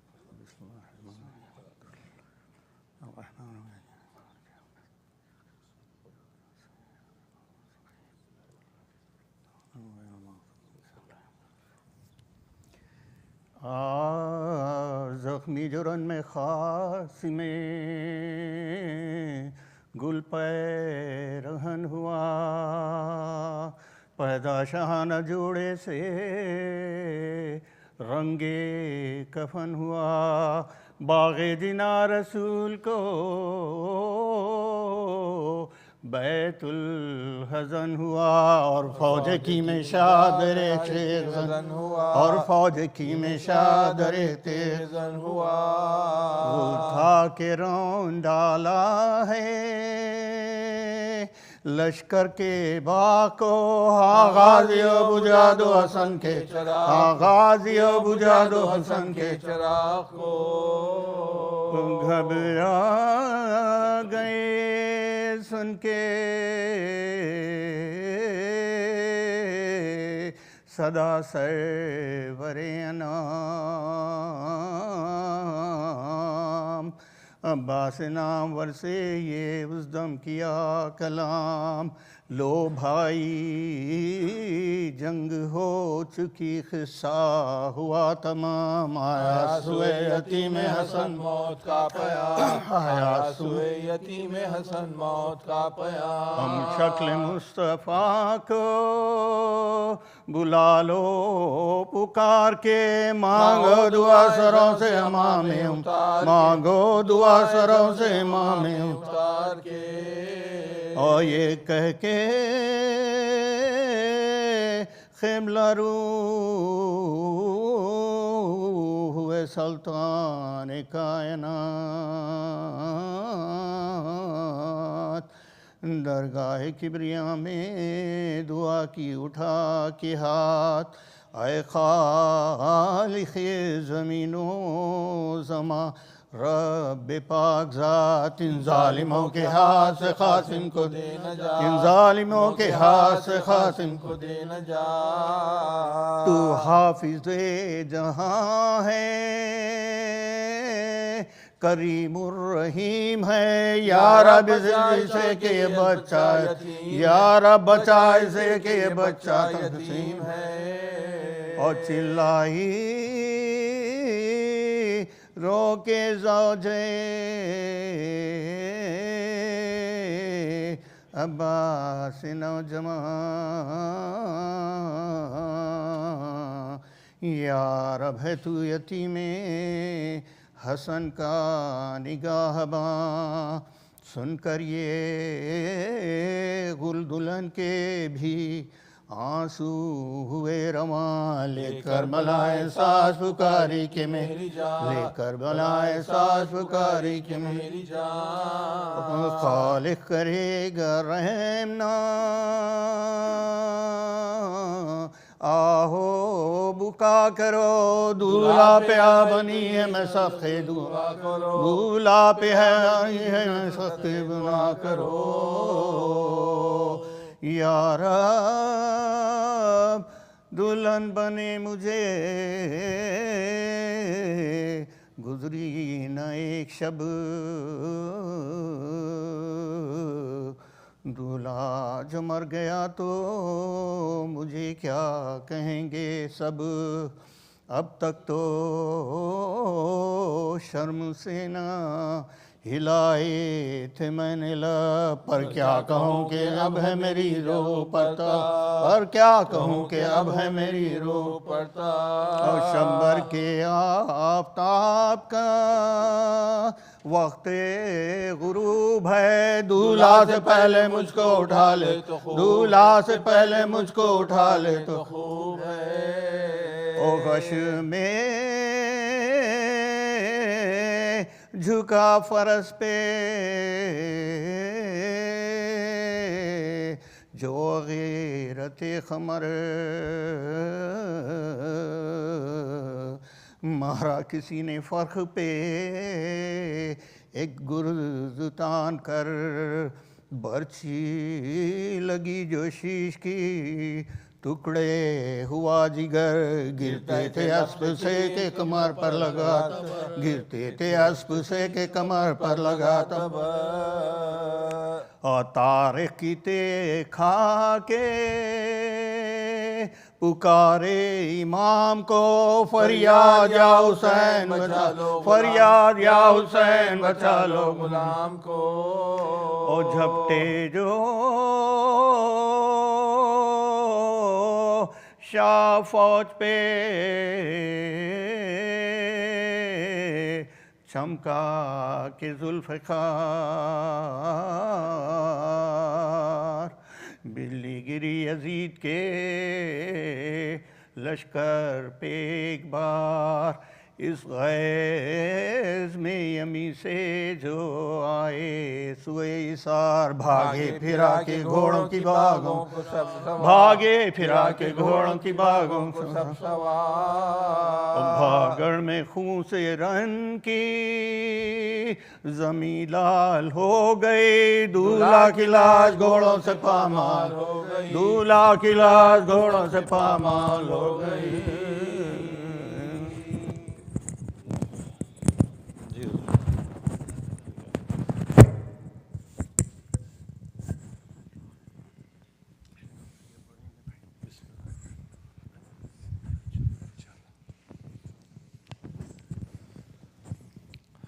Salawat. Tonight's families, our sponsors are Mr. and Mrs. Munir Kazmi and the Kazmi brothers. Please recite a Surah Fatiha for the marhumeens of their family. Bismillah.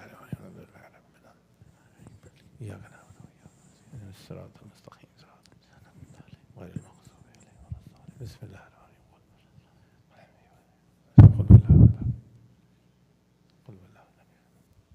Salawat. I want to remind you once again that the program for Ashura will start at 9:30 a.m. After a brief amal, we'll disperse for the local majalis and then get back at 10 p.m. for Zuhrain, followed by the Majlis, followed by Fakha Shikani, and then we'll end with Maghriban Salat and Shami Ghariba Majlis on Friday, which is the 28th of July. The 29th and 30th, those 2 days, we have program that will start at 7 p.m. on with Maghrib on 29th, which is Saturday. And then on Sunday, which is the 30th, we'll start at 6:30 p.m. with the question and answer session, followed by the namaz, and then the English part of the Maghrib, inshallah, on Saturday and Sunday. The next weekend, which is the weekend of August 4th, there are 3 majalis, Saturday, Sunday, and Monday. Hussain Qazwini is coming in from Karbala, so he'll be reciting those 3 majalis. I request you all to please be here on time and be here in great numbers, inshallah. With a loud salawat, let's welcome one to the member. Salawat. Allahumma salli ala Muhammad wa alihi. Salawat once again. Salawat. Allahumma salli ala Muhammad wa alihi Muhammad.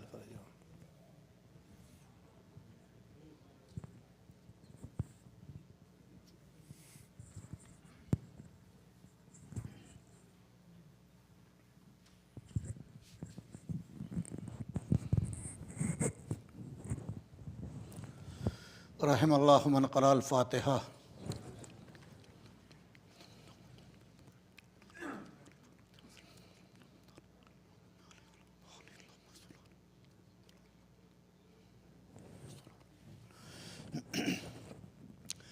لا حول ولا قوة إلا بالله العلي العظيم. أعوذ بالله من الشيطان اللعين الرجيم. بسم الله الرحمن الرحيم. الحمد لله الذي هدانا لهذا وما كنا لنهتدي لولا أن هدانا الله. لقد جاءت رسل ربنا بالحق والصلاة والسلام على رسول الثقلين محبوب رب المغربين والمشرقين جد الحسن والحسين بالقاسم محمد وطيبين الطاهرين المعصومين ولعنة الله على آدائهم أجمعين من الآن إلى قيام يوم الدين. أما بعد فقد قال الله سبحانه تبارك وتعالى في كتابه المجيد والفرقان الحميد. بسم الله الرحمن الرحيم. قل لا أسألكم عليه أجرا إلا المودة في القربى. صلوات پڑھے والے محمد والے محمد. سامعین کرام، آج محرم الحرام کی 7ویں تاریخ ہو گئی ہے. آپ دیکھیں کہ کتنی تیزی کے ساتھ دن گزر رہے ہیں، تاریخیں گزر رہی ہیں، ساعتیں گزر رہی ہیں، اور دیکھتے دیکھتے اب 10 محرم قریب آ گئی.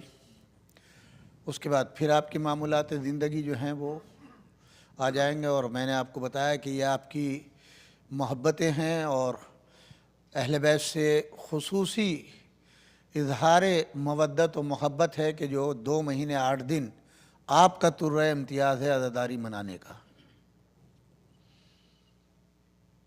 بہرحال عزاداری ہر ایک منا رہا ہے، اور اس وقت آپ کو یہ جو آسانیاں ہیں انٹرنیٹ کی کہ آپ کسی بھی ملک کے بارے میں دیکھ لیں تو آپ کو ملے گا. مگر ایک خاص چیز آپ کو ملے گی جس پہ میں فخر کرتا ہوں اور آپ کی تعریف کرتا ہوں. ایک مرتبہ صلوات پڑھے والے محمد والے محمد. یہاں امریکہ کی بھی تاریخ آپ کے سامنے ہوگی اور دوسرے ملکوں کی بھی. ڈیٹرائٹ میں جو پہلی مسجد بنی ہے اپنے شیعوں کی 1944 میں، آغا شیری ہوا کرتے تھے، مرحوم ہو گئے، انہوں نے بنائی تھی. اور اس کے بعد ظاہر ہے کہ اس سے پتہ چلتا ہے مسجد 1 آدمی 2 آدمی 4 آدمی سے نہیں بنتی ہے، جب افراد ہو جائیں تو مسجد بنتی ہے. تو مسجد کا وجود 1944 میں شیعوں کی مسجد بننے کا ڈیٹرائٹ میں ہے. مجلس اور جلوس اس کا کوئی وہ نہیں ملتا ہے.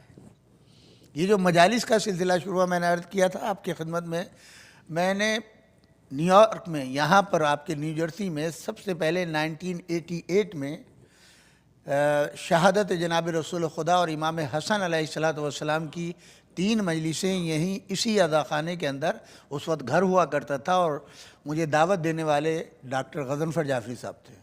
اس کے بعد پھر میں نے اگلے سال 40 یہاں پر پڑھا، اور اسی سال ماہ رمضان بھی یہاں پر پڑھا.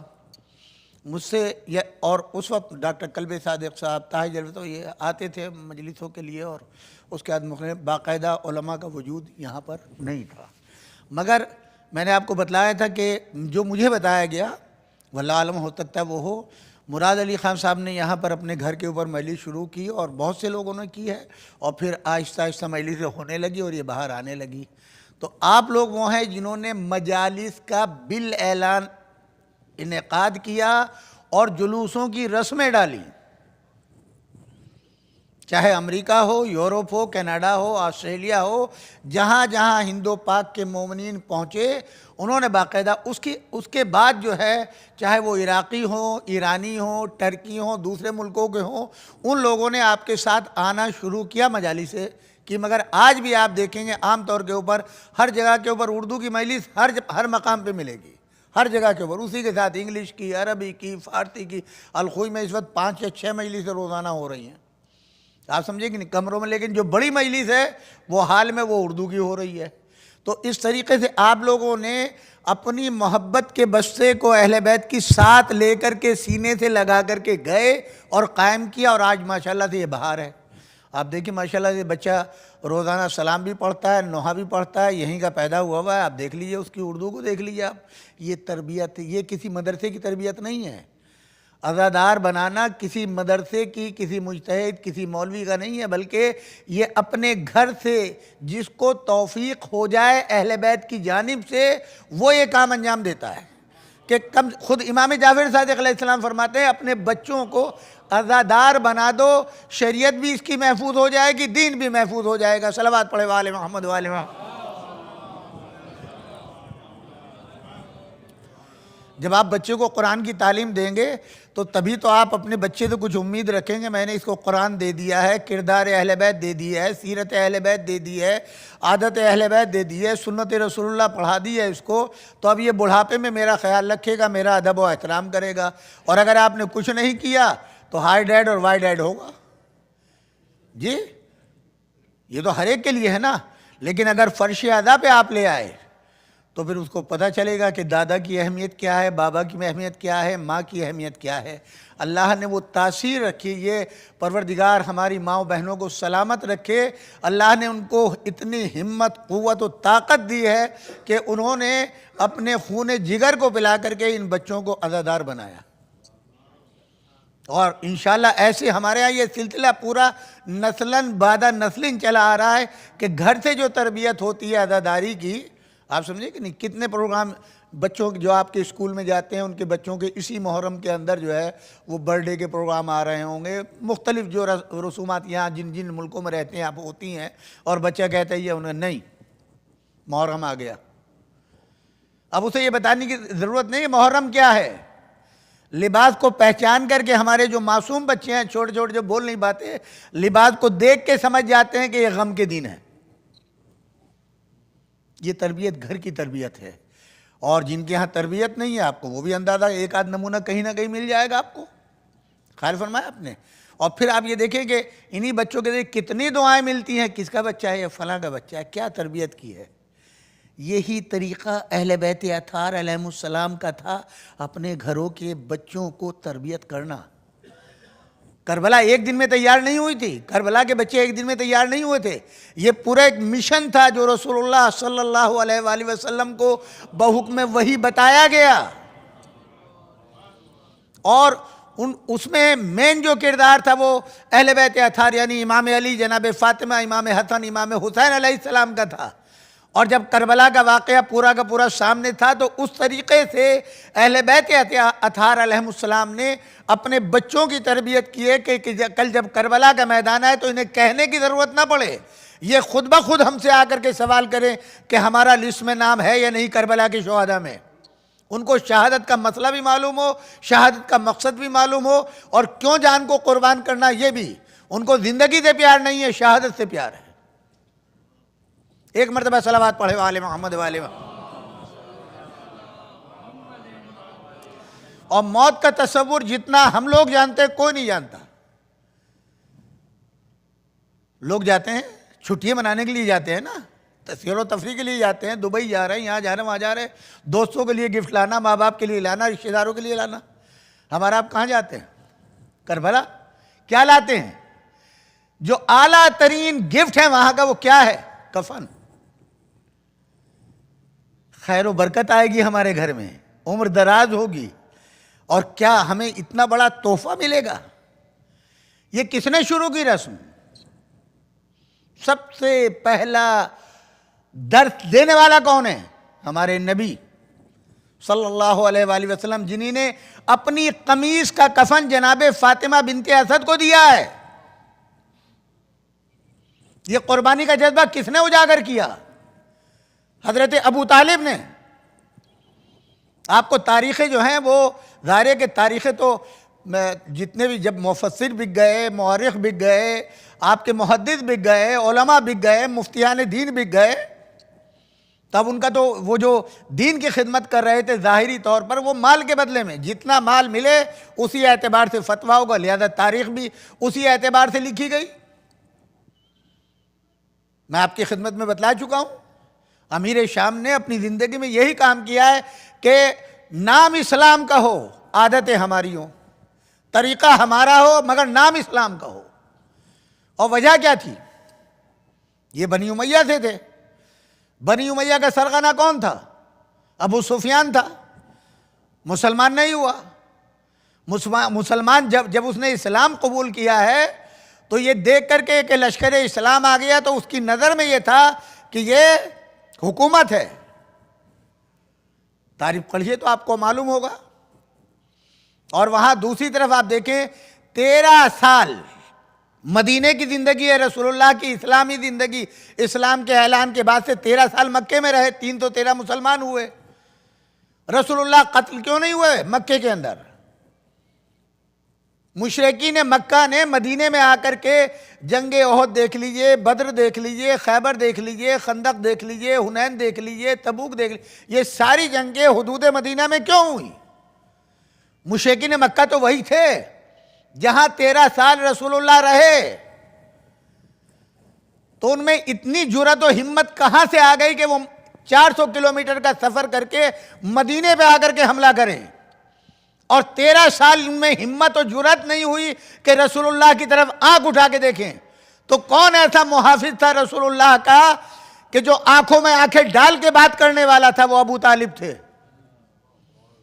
जब तक जनाबे अबू तालिब रहे, एक से एक शजा बहादुर मुशरिकीन मक्का के अंदर मौजूद था।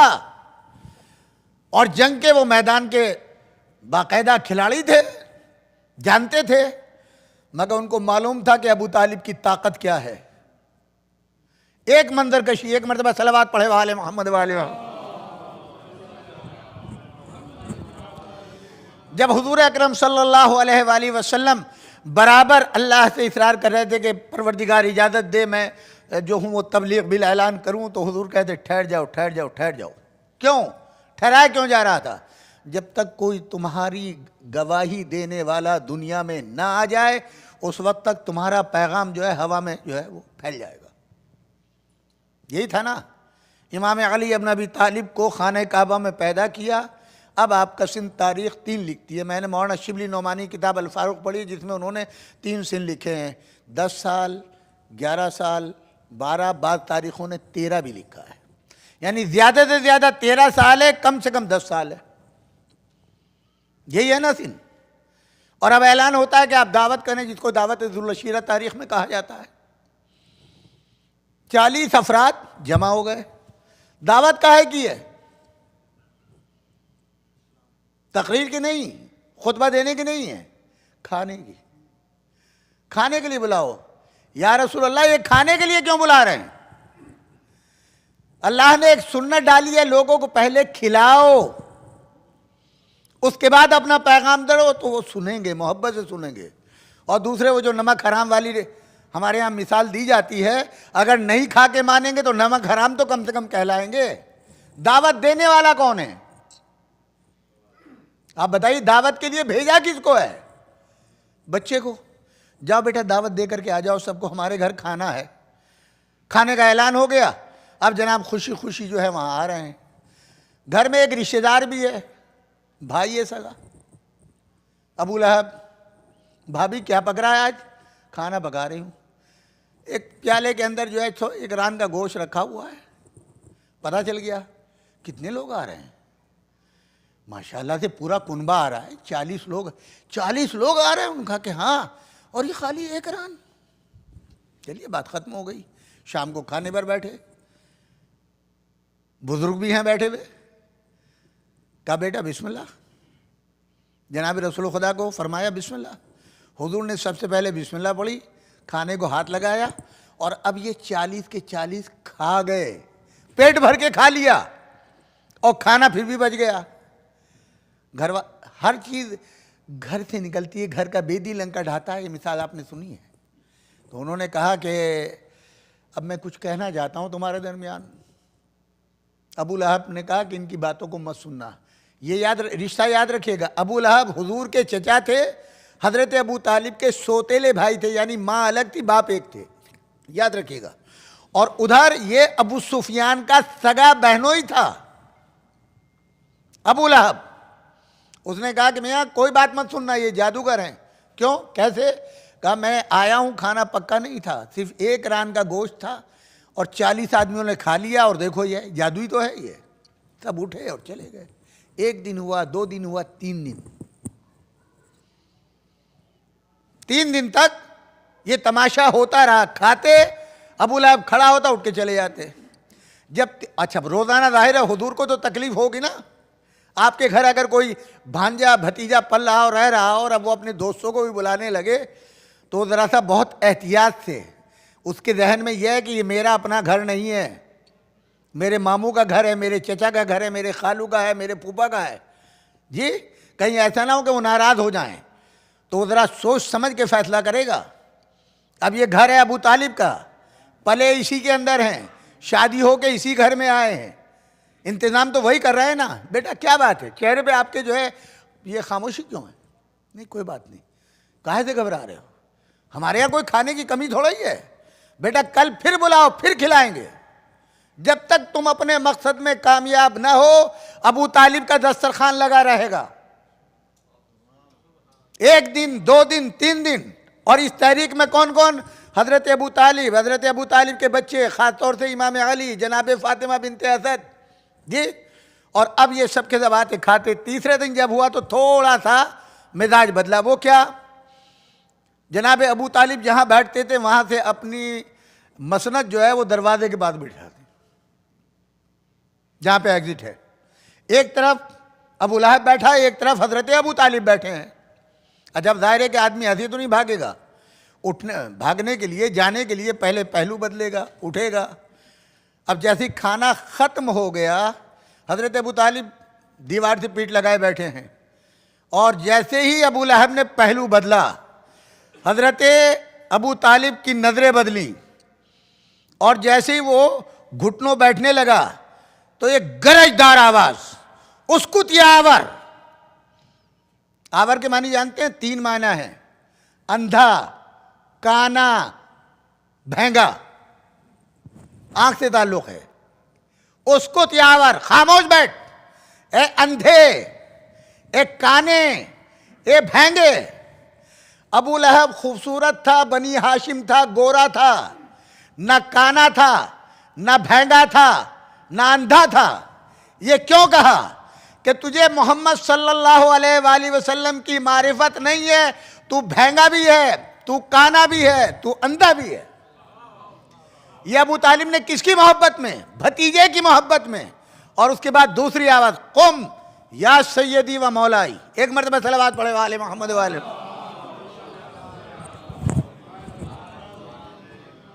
हमारे यहाँ छोटी छोटी अंजुमने नोहा पढ़ने वालों की, मजलिसें करने वालों की, इमाम बाड़े बनाने वालों की जी, जो एक बार सदर बन जाता है सिदारत छोड़ने को तैयार नहीं होता, अपने बेटे के हक में छोड़ने को तैयार नहीं होता है। तजर्बे में नहीं, कितने झगड़े हो रहे हैं, हत्ता के कोर्ट तक मुकदमात जाते हैं, छोड़ने को तैयार नहीं होता।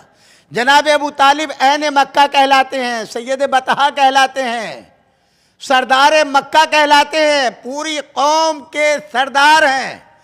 और आज पहली मर्तबा एक जवान को कह रहे हैं, वो भी भतीजा, कुम या सैयदी व मौलाई, ऐ मेरे सैयद व सरदार, ऐ मेरे मौला, उठ खड़ा हो और अपना पैगाम पहुंचा। आज जो झूम झूम के सैयदी व मौलाई के नारे लगाते हैं, इसकी इब्तिदा अल्लाह ने नहीं की, हजरत अबू तालिब ने की है। हुजूर को मौला और सैयद व सरदार बनाने वाला मौला अबू तालिब है। सलावत पढ़े वाले मोहम्मद वाले मोहम्मद। अजब नहीं अल्लाह ने कहा हो मेरे रसूल आज अबू तालिब ने मेरे ऊपर इतना बड़ा एहसान कर दिया, इस एहसान का बदला तुमको देना है। अब आप पहचानिए मैदान गदीर के अंदर मौलाइयत का ऐलान क्यों किया। अबू तालिब ने कमरे में या घर के अंदर मौला रसूल को नहीं बनाया था। उस वक्त के साहिबान अक्ल होश दौलतमंद ताकतवरों के सामने रसूलुल्लाह को मौला बनाया था। तो मेरे नबी इनका एहसान यह है कि इनके बेटे की मौलाइयत का ऐलान भी जब आप हज के ऊपर आए पूरा दीन मुकम्मल हो जाए, क्योंकि एहसान अबू तालिब का है, तो उस एहसान का बदला ये होगा कि मैदान गदीर में वो नज़ीर बना देना जो सुबह क़यामत तक के लिए याद रहे। सलावत पढ़े वाले मोहम्मद वाले मोहम्मद।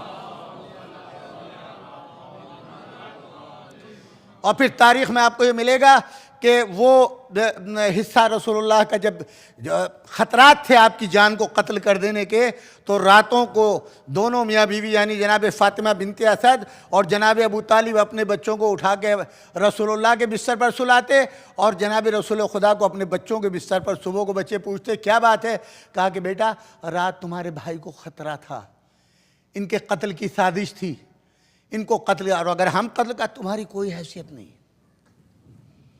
तुम फिदिया मोहम्मद हो। अगर मोहम्मद सल्लल्लाहु अलैहि वसल्लम जिंदा है तो तुम जिंदा हो।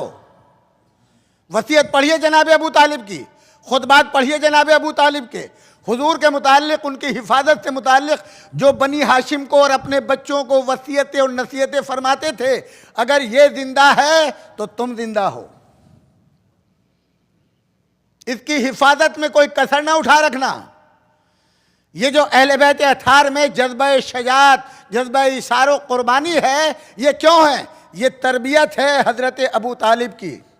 इमाम अली शब हिजरत में ऐसे नहीं सो गए थे तलवारों के साए में। ये माँ बाप की नसीहत का असर था, माँ बाप की तरबियत का असर था। किसकी हिफाजत के लिए? मैं जा रहा हूं अली। कहाँ जा रहे हैं? मुझे अल्लाह का हुक्म मिला है हिजरत करने को। अकेले रहोगे, तन्हा, और शर्त है सोना, शर्त है सोना। जरा सा हमें थोड़ा एहसास हो जाए कि आज घर पे हमला हो सकता है, यकीन नहीं, वहां यकीन की मंजिल है, वहां यकीन की मंजिल है। 23 बरस का सीन है इमाम अली का, 23 बरस का। कहा कि सोना है मेरे बिस्तर पे, सोऊंगा। ये आप नमाज के बाद सजदा शुक्र क्यों करते हैं? कभी सोचा आपने? सजदा शुक्र क्यों करते हैं हर नमाज के बाद? और हमारे ईमान और अकीदे के लिहाज से जब तक हम सजदा शुक्र न करें नमाज नहीं हमारी कबूल। ईमान और अकीदे के लिहाज के लिहाज से नहीं बता रहा हूं। ये सजदा शुक्र हुआ है कि जब रसूलुल्लाह ने फरमाया, हाँ या अली अगर तुम सो गए बिस्तर पर मेरे, या रसूलुल्लाह मेरे सो जाने से आपकी जान बच जाएगी? हाँ, अगर तुम सो जाओगे तो मेरी जान बच जाएगी। फौरन वही ज़मीन के ऊपर, खाक के ऊपर रुखसार रखा, परवरदिगारा तेरा शुक्र है कि तूने मुझे फिदिया मोहम्मद करार दिया है। ये वो सजदा शुक्र है जो मुहिब्बान अली इब्न अबी तालिब हर नमाज के बाद शुक्र अदा करते हैं कि अगर अली कल शबे हिजरत न सोते तो आज न दीन होता, न ये नमाजें होती। हर नमाज के बाद हम वाजिब फरीज़ा अदा करने के बाद अली की उस मोहब्बत का शुक्रिया अदा करते हैं कि अली ये शुक्र तुमने नबी की कल जिंदा बच जाने भी किया था, हम अपने दीन के आज हम आपके चाहने वाले हैं, जिसकी वजह से हमें नमाजें मिल गई, तो इसलिए हम शुक्र अदा कर रहे हैं, इसलिए हम सजदा शुक्र करते हैं। सलावत पढ़े वाले मोहम्मद वाले में।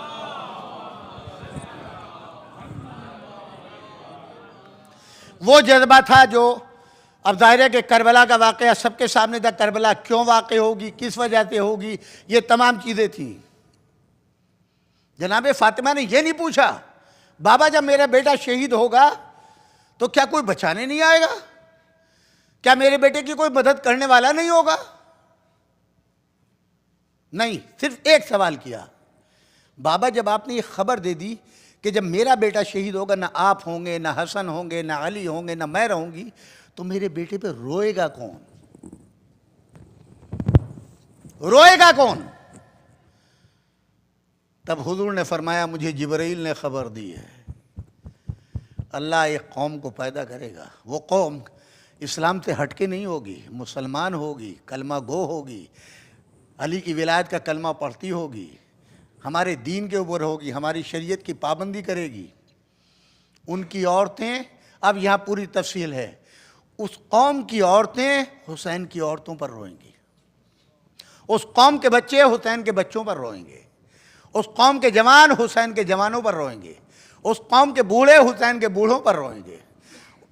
अब ये जब सुना तो एक मर्तबा यहाँ पर रिवायत, अजब रिवायत है, वो कहती है कि इमाम हुसैन अलैहिस्सलाम सुन रहे हैं, बचपना है, फौरन खड़े हुए, नाना उस, अब आप देखिए अपने बारे में कोई सवाल नहीं है, माँ ने पूछा कौन रोएगा, रसूलुल्लाह ने रोने वालों का बताया, इमाम हाथ जोड़ के कहते हैं नाना आप क्या सलूक करेंगे उनके साथ? कहा बेटा मैं शाफ़े महशर हूँ, क़यामत के दिन उनकी शिफात करूँगा। बाबा आप क्या करेंगे? कहा बेटा मैं साक़ी कौसर हूँ, जामे कौसर से सैराब करूँगा। भाई से पूछा आप क्या करेंगे? कहा कि मैं शबाबा जन्नत का सरदार हूँ, जन्नत की रहनुमाई करूँगा। अब माँ से पूछा, जो रिवायात सुनते हैं आप वो हैं कि शहजादी ने अपनी चादर को हटाया, सर के बालों को खोल दिया। बेटा इस दुखियारी माँ से पूछते हो, और वो भी उनके लिए जो तेरे लिए इतनी बड़ी कुर्बानी देंगे। सर के बाल खोल करके दरवाजा जन्नत पर बैठ जाऊंगी, जब तक एक एक तेरा मातमदार, एक एक गिरिया कुना जन्नत में नहीं चला जाएगा, तेरी माँ जन्नत में नहीं जाएगी। आपने पहचान लिया अपना मर्तबा? आपका मर्तबा क्या है, आपकी फजीलत क्या है? और शायद मैंने इसी अशरे में अर्ज किया आपकी खिदमत में कि जब मजलिस होती है तो शहजादी आती हैं, इमाम अली आते हैं, रसूल खुदा आते हैं, जनाब फातिमा ज़हरा आती हैं। कहते हैं कि औरतें जहाँ से निकलती हैं वहाँ पर शहजादी खड़ी होकर शुक्रिया अदा करती है, जहाँ से मर्द निकलते हैं वहाँ पे इमाम अली। और जानते हैं ये इमाम सज्जाद की रिवायत से मिलता है कि जहाँ मोमिनीन के जूते होते हैं वहाँ पर रसूल खुदा तशरीफ़ फरमा होते हैं। हमारे यहाँ अब माशाल्लाह से आप देखें कितने लोग हैं जो करबला पहुँच गए हैं, हमारे अमेरिका के, पूरी दुनिया से आए हैं, लाखों लाख का मजमा है करबला के अंदर, और अरबईन पे तो कोई इंतहा ही नहीं होती। हर इलाके के लोग अपने अपने तरीक़े से फरीज़े अज़ा को अदा करते हैं, हमें कोई एतराज़ नहीं है किसी को भी, कौन कैसे अदादारी के फरीज़े को अंजाम देता है उनका अपना कल्चर के हिसाब से तरीक़ा है। आज अभी ख़वातीन में मेहंदी का जुलूस होगा। अरब में मेहंदी की रस्म नहीं है, हर एक के रस्म व रिवाज जो हैं उनके माहौल, उनके कल्चर के हिसाब से हैं। आपने देखा होगा जिस तरीके से हम लोग मातम करते हैं मजलिस के बाद, एक हमारे यहाँ एक तरीक़ा है मजलिस का कि पहले सोज़खानी होगी, उसके बाद जाकिर पढ़ेगा, उसके बाद मातम होगा, यही तरीक़ा है ना। अरब वालों के यहाँ जो जाकिर बैठता है वही मसाइब पढ़ता है और वही नौहा करता है, और उसी मजलिस में बैठे बैठे मातम शुरू हो जाता है। ये तरीक़ा आपको ईरान में भी मिलेगा, अरब में मिलेगा। वो जो एक ड्रामे वाली शक्ल होती है हमारे यहाँ, उसको अच्छा नहीं समझा जाता। कोई जनाब अली अकबर बना हुआ है, कोई जनाब हुर बना हुआ है, कोई इमाम हुसैन बना हुआ है, कोई जनाब अब्बास बना हुआ है, और कोई शिम। मगर आप अरबईन में देखेंगे ये जुलूस निकलते हुए मिलेंगे। आज भले इस मुहर्रम में आप देख लीजिए, रोज़ाना इंटरनेट के ऊपर आपको मिलेंगे बीबियों को कैद करने, हर अपने अपने रस्म व रिवाज के लिहाज से। तो हमारे यहाँ भी चूँकि हमारा जो कल्चर है हिंदुस्तान का, उसमें एक रस्म शादी की मेहंदी भी है, और मेहंदी जो होती है वो ज़्यादातर उसमें हिस्सा बहनों का होता है, और उसमें नेक भी दिया जाता है। ये हिंदुस्तान और पाकिस्तान की रस्म है कि नहीं है? हमारे यहाँ मसाइल में बहुत से लोग कहते नहीं ये नहीं होना चाहिए, वो नहीं होना चाहिए। नहीं, देखिए हर चीज़ के अंदर जहाँ शिद्दत गम हो, हम ये नहीं कहते कि ये वाक़या करबला में वाक़ हुआ है, मेहंदी आई है, मेहंदी वहाँ की रस्म ही नहीं थी, अरब में होती नहीं है। मगर हमारे यहाँ जब बच्चा बड़ा होने लगता है तो वो चीज़ें जहन में आने लगती हैं जिसका ताल्लुक़ शादी से है, खुशी से है। बहनें जो है उनको मेहंदी का तस्वुर ज़्यादा आता है, सहरा का तस्वुर माँ को, और उसके बाद जितने रिश्ते हैं उन सबको आता है। ये मेरी तहकीक नहीं, मैंने जो है वो किताब में पढ़ा है, और इसकी रिवायत जो है वो जो तहकीक की है वो मौलाना जो लाहौर से ताल्लुक़ रखते हैं मौलाना अज़हर हसन ज़ैदी मरहूम 12वीं, उन्होंने लिखा। वो कहते हैं कि यमन में एक शख्स था जो जनाब खतीजा का रिश्तेदार था। बीवी मर गई, 2 बच्चियाँ थीं। अब उसे ये ख्याल आया कल मैं मर जाऊँगा, इन बच्चों का वारिस कौन होगा। वो तलाश करता करता जो है मक्के पहुँचा। मालूम हुआ कि जनाब खतीजा का इंतकाल हो चुका, जनाब रसूल खुदा का भी इंतकाल हो चुका, और वो तो माइग्रेट करके उनकी फैमिली मदीने चली गई। ये बहरहाल वहाँ से मदीने आया मक्के से, और इमाम अली अलैहिस्सलाम के पास पहुँच गए। आप मस्जिद में तशरीफ़ फरमा थे, और कहा कि आका मेरा ताल्लुक़ जो है जनाब खतीजा के ख़ानदान से है, मैं यमन का रहने वाला हूँ, मेरी अहलिया का इंतकाल हो गया है, ये 2 बच्ची हैं, कोई वारिस नहीं है। इमाम अली इब्न अबी तालिब बच्चियों की विलायत को कबूल किया कि तुम्हारा वाली मैं हूँ, और वो रहने लगी। जो अब वो अपनी तहक़ीक़ में लिखते हैं, मुझे नहीं मालूम, बहरहाल उन्होंने लिखा है। वो कहते हैं कि जनाब उम्मे फ़रवा और जनाब रबाब दोनों सगी बहनें थीं। जनाब उम्मे फ़रवा का अक़्द इमाम हसन से हुआ, और जनाब रबाब का अक़्द जो है वो इमाम हुसैन अलैहिस्सलाम से। जनाब उम्मे फ़रवा को बेटा दिया जनाब कासिम, और उधर जनाब रबाब को जनाब अली असगर और जनाब सकीना दी। बहरहाल ये रिश्ता उन्होंने बयान किया कि दोनों आपस में खालाजाद भाई थे। अब जब 3 या 4 साल, ज़्यादा से ज़्यादा 3, साढ़े 3, 4 साल की उम्र रही होगी, जब बाबा की शहादत को देखा, जनाब कासिम ने बाबा के टुकड़े 72 के होते हुए देखे हैं अपनी आँख से। यहाँ एक रिवायत मिलती है इमाम हसन की शहादत में कि जब आप उल्टी कर रहे थे और कलेजे के टुकड़े निकल रहे थे, तो जनाब ज़ैनब को बुलाने के लिए भेजा जनाब कासिम को, और उससे पहले ये कहा कि बेटा इस तश्त को जो है वो अलहदा कर दो कि बहन की नज़र इन टुकड़ों पे ना पड़ने पाए। बहरहाल जनाब कासिम ने वो आलम देखा, और अब मुकम्मल तरीक़े से आप सरपरस्ती में आ गए इमाम हुसैन अलैहिस्सलाम की। गोया जनाब कासिम की पूरी परवरिश भी साया इस्मत में हुई, इमाम हुसैन ने की। अब इमाम हुसैन के लिए कोई फ़र्क नहीं है, न कासिम में, न जनाब अली अकबर में, न जनाब ओन मोहम्मद में। ये सब के सब इमाम ही के ज़ेर साया पले हैं, और जब ज़ेर साया पले हैं उधर जनाब मुस्लिम के बच्चे, तो ये सब के सब हम उम्र कुछ फ़र्क रहा होगा। जनाब कासिम करबला के अंदर तारीख़ लिखती है 14 बरस का सिन था। कल मैं मसाइल में पढ़ चुका, आज उसी चूँकि आज मेहदी है और आपकी शहादत से मुताल्लिक़ है, इसलिए चंद जुमले आपकी खिदमत में करना है। तो अब आप ये सोचें कि माँ की तमन्ना क्या रहती है। वो इल्म इमामत के ज़रिए से इमाम हुसैन को मालूम था कि कल करबला में क्या होगा। कुछ हिस्सा जनाब ज़ैनब को बता दिया था, या जनाब ज़ैनब को जनाब फ़ातिमा ज़हरा सलामुल्लाह अलैहा ने तैयार कर दिया था करबला में मसाइब का मुकाबला करने के लिए। बकिया बीबियों को न ये बताया गया तुम्हारे बेटे शहीद होंगे, न ये बताया गया तुम कैद होगी, न ये बताया गया बाजारों में तुम्हारा जो है जुलूस निकलेगा, कुछ नहीं बताया गया। वारिदे करबला होने के बाद जैसे जैसे फौज आती गई, जैसे जैसे यजीदी फौज में इजाफा होता गया 2 मुहर्रम के बाद, और आशूरा करीब आता गया, अब बीबियों के दिल में ये बात थी कि इमाम की हिफाजत करनी है, आका की हिफाजत करनी है। तारीख तो उनको भी मालूम रही होगी, लिहाजा अब जो कुछ हमारे पास है वो मौला पर कुर्बान करना है। कहते हैं शब आशूरा आ गई, और अब ये सिलसिला चल रहा है। उधर से हमले की तैयारी है, इधर जो है वो हमले को रोकने की तैयारी है। असाब अपनी हिफाजत का इंतज़ाम किए हुए हैं। ख़याम की तनसीब भी उसी लिहाज से की गई कि बच्चों के ऊपर कोई हर्फ ना आने पाए, बीवियों के ऊपर कोई हर्फ ना आने पाए। लिहाजा जनाब ज़ैनब सलामुल्लाह अलैहा का खैमा बिल्कुल बीच में था। ये तमाम चीज़ें जो है बयान की गई हैं। और अब इमाम ने वो तमाम शब आशूर के मसाइब में आएगा, चराग गुल कर दिया और एक एक को जन्नत का दिखलाया, सबको कहा चले जाओ, और कोई नहीं गया, सब मौजूद रहे। और अब हर एक खुश है। तो उसी वक्त मैंने कल बताया था कि जब महज़र सुनाया आपने कौन कौन कल शहीद होगा, तो जनाब कासिम का अमदन इमाम ने नाम नहीं लिया। और जब नाम नहीं लिया तो एक मरतबा गमज़दा आवाज़ में पूछा, आवाज़ गुलूगीर हो गई, अम्मू कल क्या मेरा नाम नहीं? तो इमाम ने ये सवाल किया था ना, बेटा मौत तुम्हारे नज़दीक कैसी है?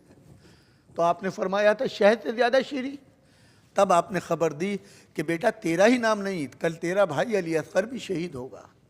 कहते हैं कि ये सुनकर के जनाब कासिम की खुशी की इंतहा नहीं रही, और जब खेमे में आए तो माँ ने पूछा, बेटा आज कौन सी ऐसी खबर तेरे लिए है कि जो तू इतना खुश नज़र आ रहा है?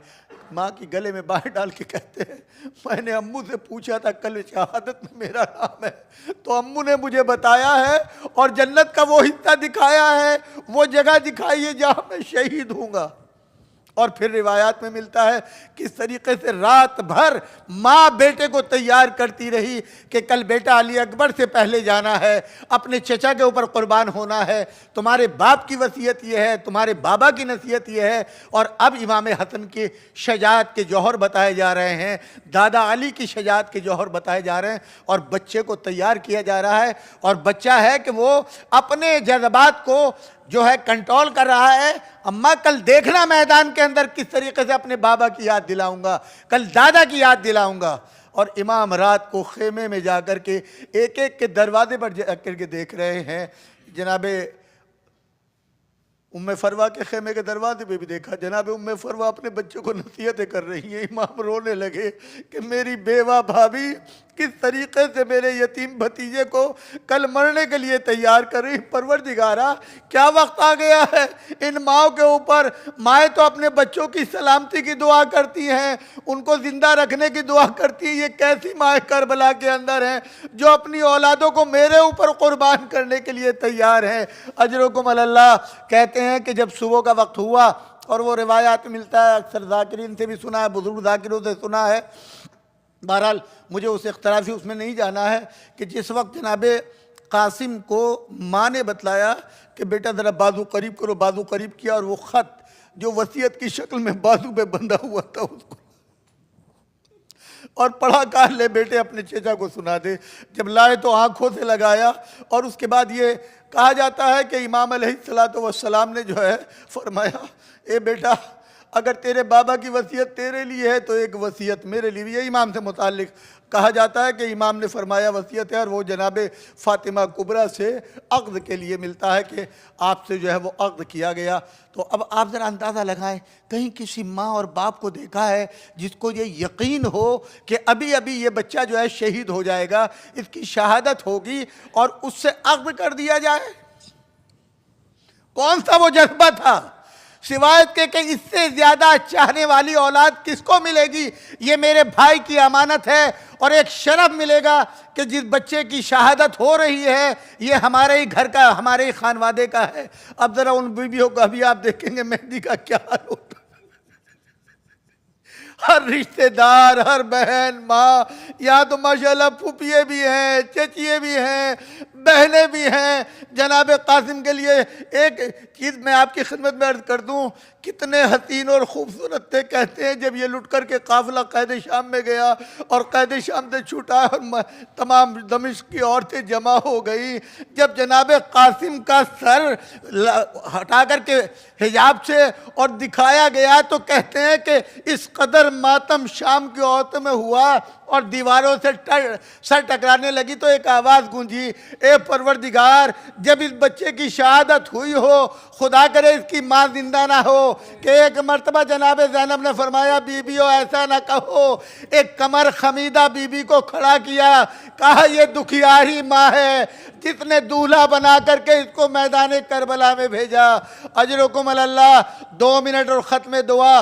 मैंने कल अर्ज़ किया था कि जनाबे कासिम यहाँ पर आज चाहता हूँ उनकी ज़रा शहादत भी सुन लें, और शहादत से पहले उनका वो जिहाद भी सुन लें। 14 बरस का बच्चा, न डर है, न खौफ है, न परेशानी है, न किसी की हैबत है, सिर्फ एक जज्बा है चचा के ऊपर कुर्बान होने के लिए। मशहूर अर्ज़क़ शामी, पहलवान, 7 बेटे जवान, जनाब कासिम के मुकाबले पे एक एक बेटा आता है और अर्ज़क कहता है मेरा एक ही बेटा काफ़ी है इस बच्चे के लिए। एक एक आता है, जनाब कासिम कत्ल करते हैं, एक आया दूसरा आया, यहाँ तक के 7 बेटों को कत्ल कर दिया। अब अंदाज़ा करें उसके उनके बाप के गुस्से का आलम क्या रहा होगा। एक मर्तबा हाथी जैसे पहलवान की तरीके से निकला, मैं कत्ल करूँगा जनाब कासिम, और यकीनन माँ दुआ कर रही, अभी जनाब अली अकबर के लिए दुआ कराई तो इनके लिए भी दुआ की होगी ना, और माँ की दुआ कबूल होती है। क्या बात है आका, दरे खेमा पर बेवा माँ चचा के चेहरे को देख रही है कि अगर मेरे बेटे पर बुरा वक्त आया तो यकीनन चचा बर्दाश्त नहीं करेगा। जैसे ही अर्ज़क़ शामी मुकाबिल आया, इमाम कुर्सी से खड़े हो गए। इस मंजर को देख करके उम्मे फरवा घबराई, हाथ जोड़ के पूछा आका मेरे बेटे की खैर तो है? ए उम्मे फरवा, बड़ा मशहूर पहलवान तेरे बेटे के मुकाबिल आया है। मेरे नाना ने बताया माँ की दुआ कबूल होती है, बारगाह इलाही में दुआ करो। मुसल्ला बिछाया, बीबियों को जमा किया, बीबियों में दुआ करती हूँ तुम आमीन कहना। ए इस्माइल को हाजरा से मिलाने वाले, मेरे कासिम को बचा लेना। दुआ कबूल हुई, अर्ज़क ज़ेर आया, और अब जनाब कासिम ने जिहाद किया। और वो खुतबात, वो अल्फाज कि मलाइन तुमने मेरे चचा को अकेला समझा है, अब मैं कासिम अली हसन का बेटा हूँ, आओ मेरे मुकाबिल आओ।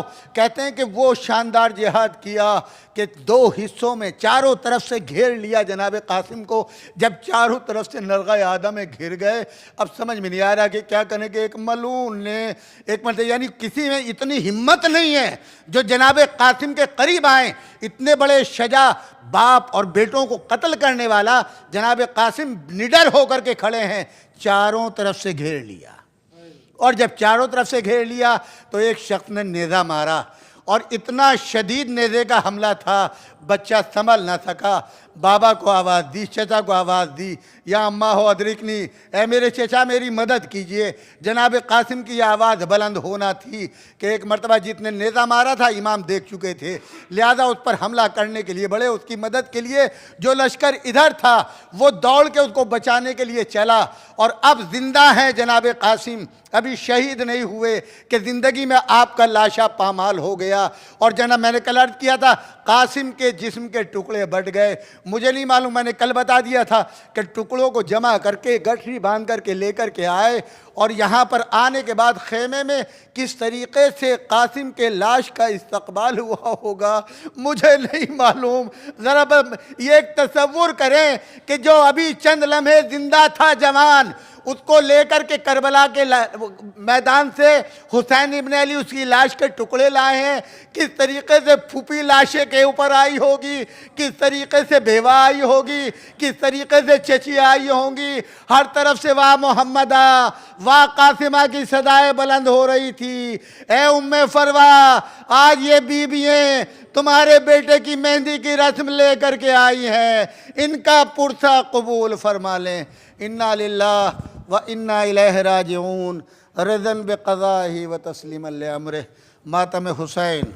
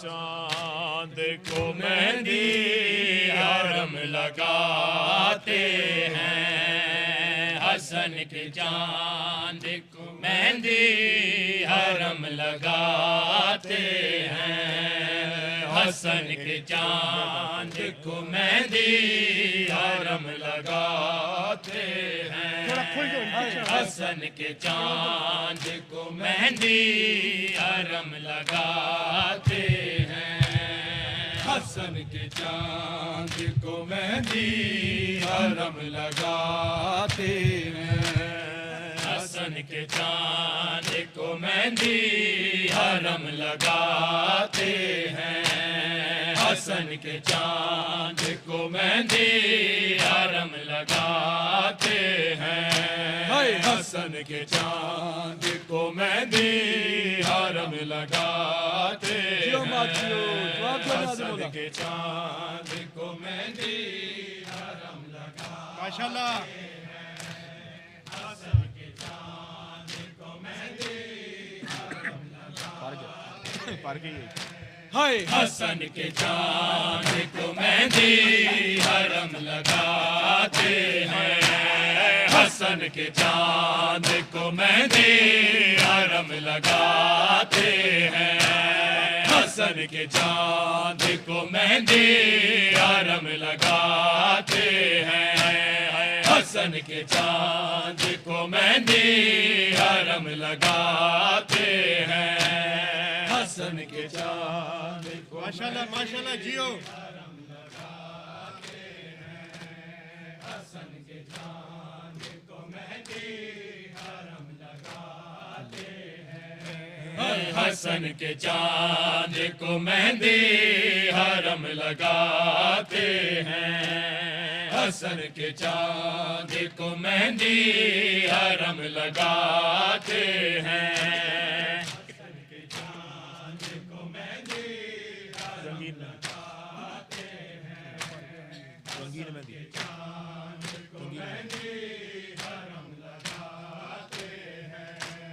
रंगीन मेहंदी लगे हाथ, रंगीन मेहंदी लगे हाथ, उन्हें रुलाते हैं, हसन के चांद को मेहंदी हरम लगाते हैं, हसन के चांद को मेहंदी हरम लगाते हैं, हसन के चांद को मेहंदी हरम लगाते हैं, हसन के चांद को मेहंदी हरम लगाते हैं, हसन के चांद को मेहंदी हरम लगाते माशाल्लाह, हसन के चांद को मेहंदी हरम लगाते हैं, हसन के चांद को मेहंदी हरम लगाते हैं,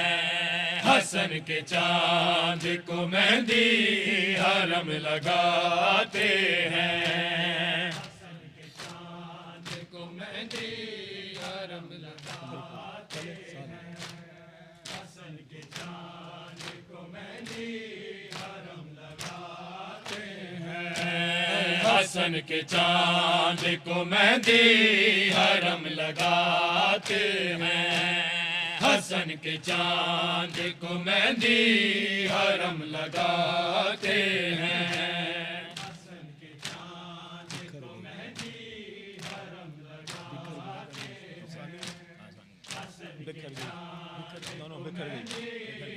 हैं, बिखर गई है जो कासिम की लाश सहरा में, बिखर गई है जो कासिम की लाश सहरा में, हवा में टुकड़े वो चुन चुन, हवा में टुकड़े वो चुन चुन के शहनाते हैं, हसन के चांद को मेहंदी हरम लगाते हैं, हसन के चांद को मेहंदी हरम लगाते हैं, हसन के चांद को मेहंदी हरम लगाते हैं, हसन के चांद को मेहंदी हरम लगाते हैं, हसन के चांद को मेहंदी हरम लगाते हैं, हसन के चांद को मेहंदी हरम लगाते हैं, हसन के चांद को मेहंदी हरम लगाते हैं, हसन के चांद को मेहंदी हरम लगाते हैं, हसन के चांद को मेहंदी हरम लगाते हैं,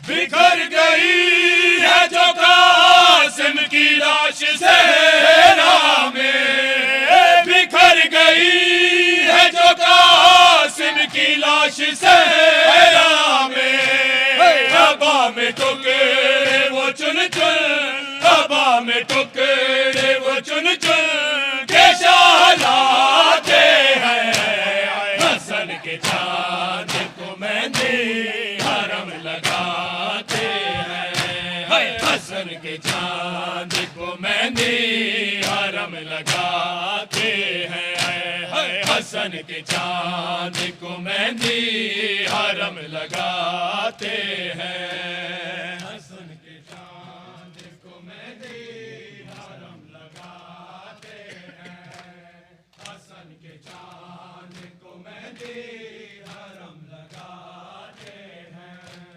हसन के चांद को मेहंदी हरम लगाते हैं, हसन के चांद को मेहंदी हरम लगाते हैं, हसन के चांद को मेहंदी हरम लगाते हैं, हसन के चांद को मेहंदी हरम लगाते हैं, अबा में बांध के लाश आंसुए ख़याम चले, अबा में बांध के लाश आंसुए ख़याम चले, कदम हुसैन के राहों, कदम हुसैन के राहों में डगमगाते हैं, हसन के चांद को मेहंदी हरम लगाते हैं,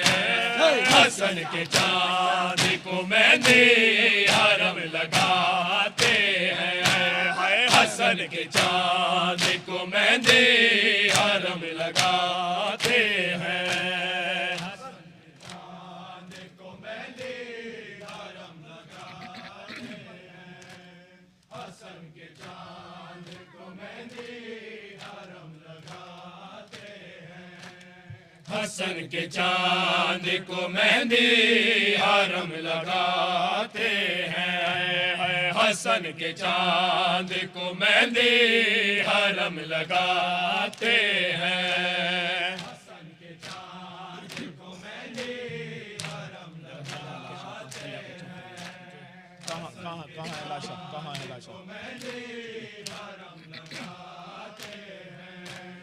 कहाँ है लाशा कासिम ये पूछा फैमाने, कहाँ है लाशा कासिम ये पूछा फैमाने, अबा में खोल के ये क्या, अबा में खोल के ये क्या हमें दिखाते हैं, हसन के चांद को मेहंदी हरम लगाते हैं, हसन के चांद को मेहंदी हरम लगाते हैं, हसन के चांद को मेहंदी हरम लगाते हैं, हसन के चांद को मेहंदी हरम लगाते हैं, हसन के चांद को मेहंदी हरम लगाते हैं,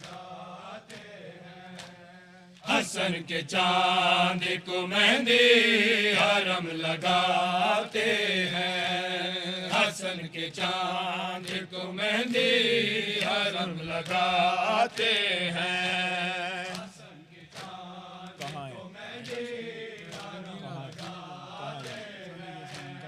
हसन के चांद को मेहंदी हरम लगाते हैं,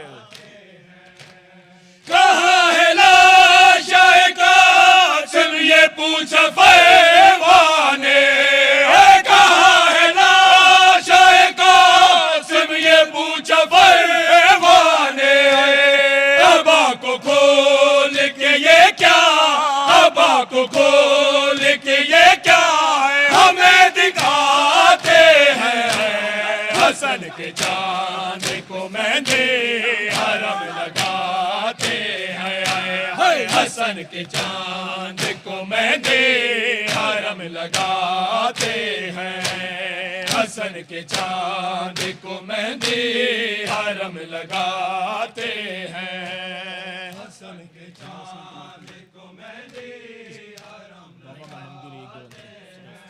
हसन के चांद को मेहंदी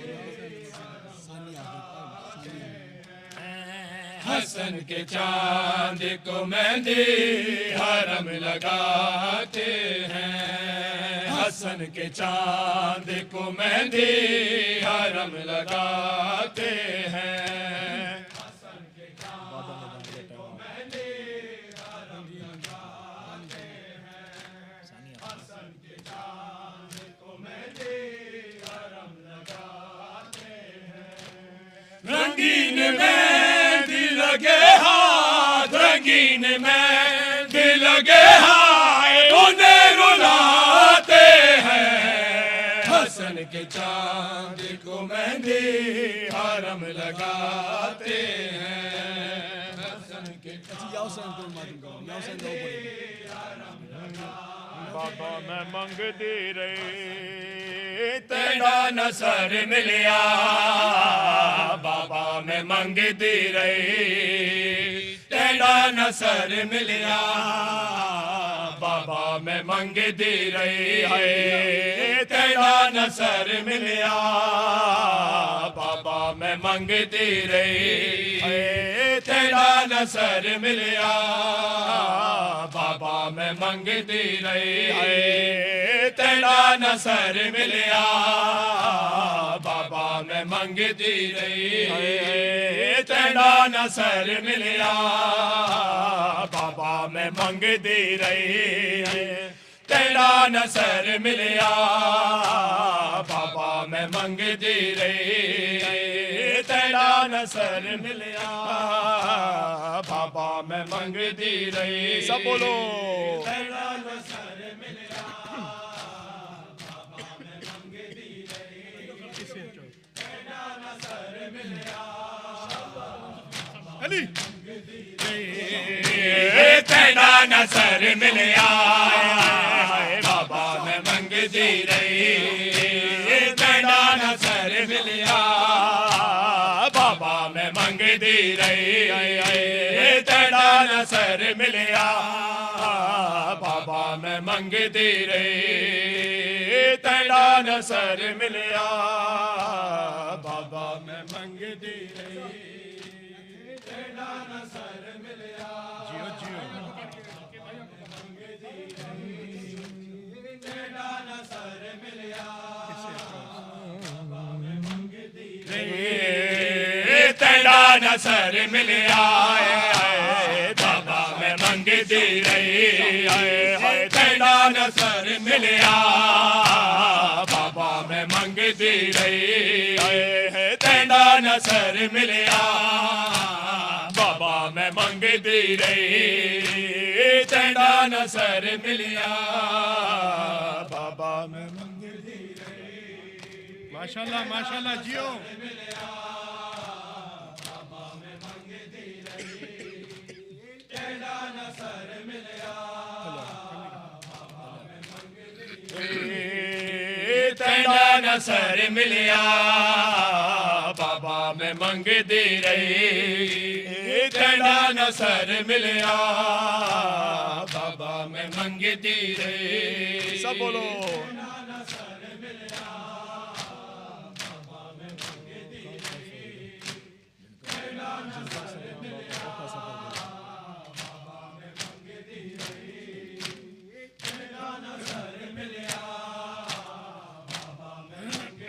सुन गए। झिड़का सैया बाबा, झिड़का सैया बाबा, हाय औखा सफर मिलिया, बाबा मैं मंगती रही हाय तेरा नसर मिलिया, बाबा मैं मंगती रही तेरा नसर मिलिया। झिड़का सैया बाबा, झिड़का सैया बाबा, औखा सफर मिलिया, बाबा मैं मंगती रही तेरा नसर मिलिया, बाबा मैं मंगती रही तेरा नसर मिलिया। जियो जियो जियो। तेरा नसर मिलिया, बाबा मैं मंगती रही तेरा नसर मिलिया। हाँ जी। झिड़का सैया बाबा है, झिड़का सैया बाबा, सफर मिलिया बाबा में मंगदी रही तेरा नसर मिलिया बाबा में मंगदी रही तेरा नसर मिलिया बाबा में मंगदी रही तेरा नसर मिलिया बाबा में मंगदी रही तेरा नसर या हुसैन के मातम पर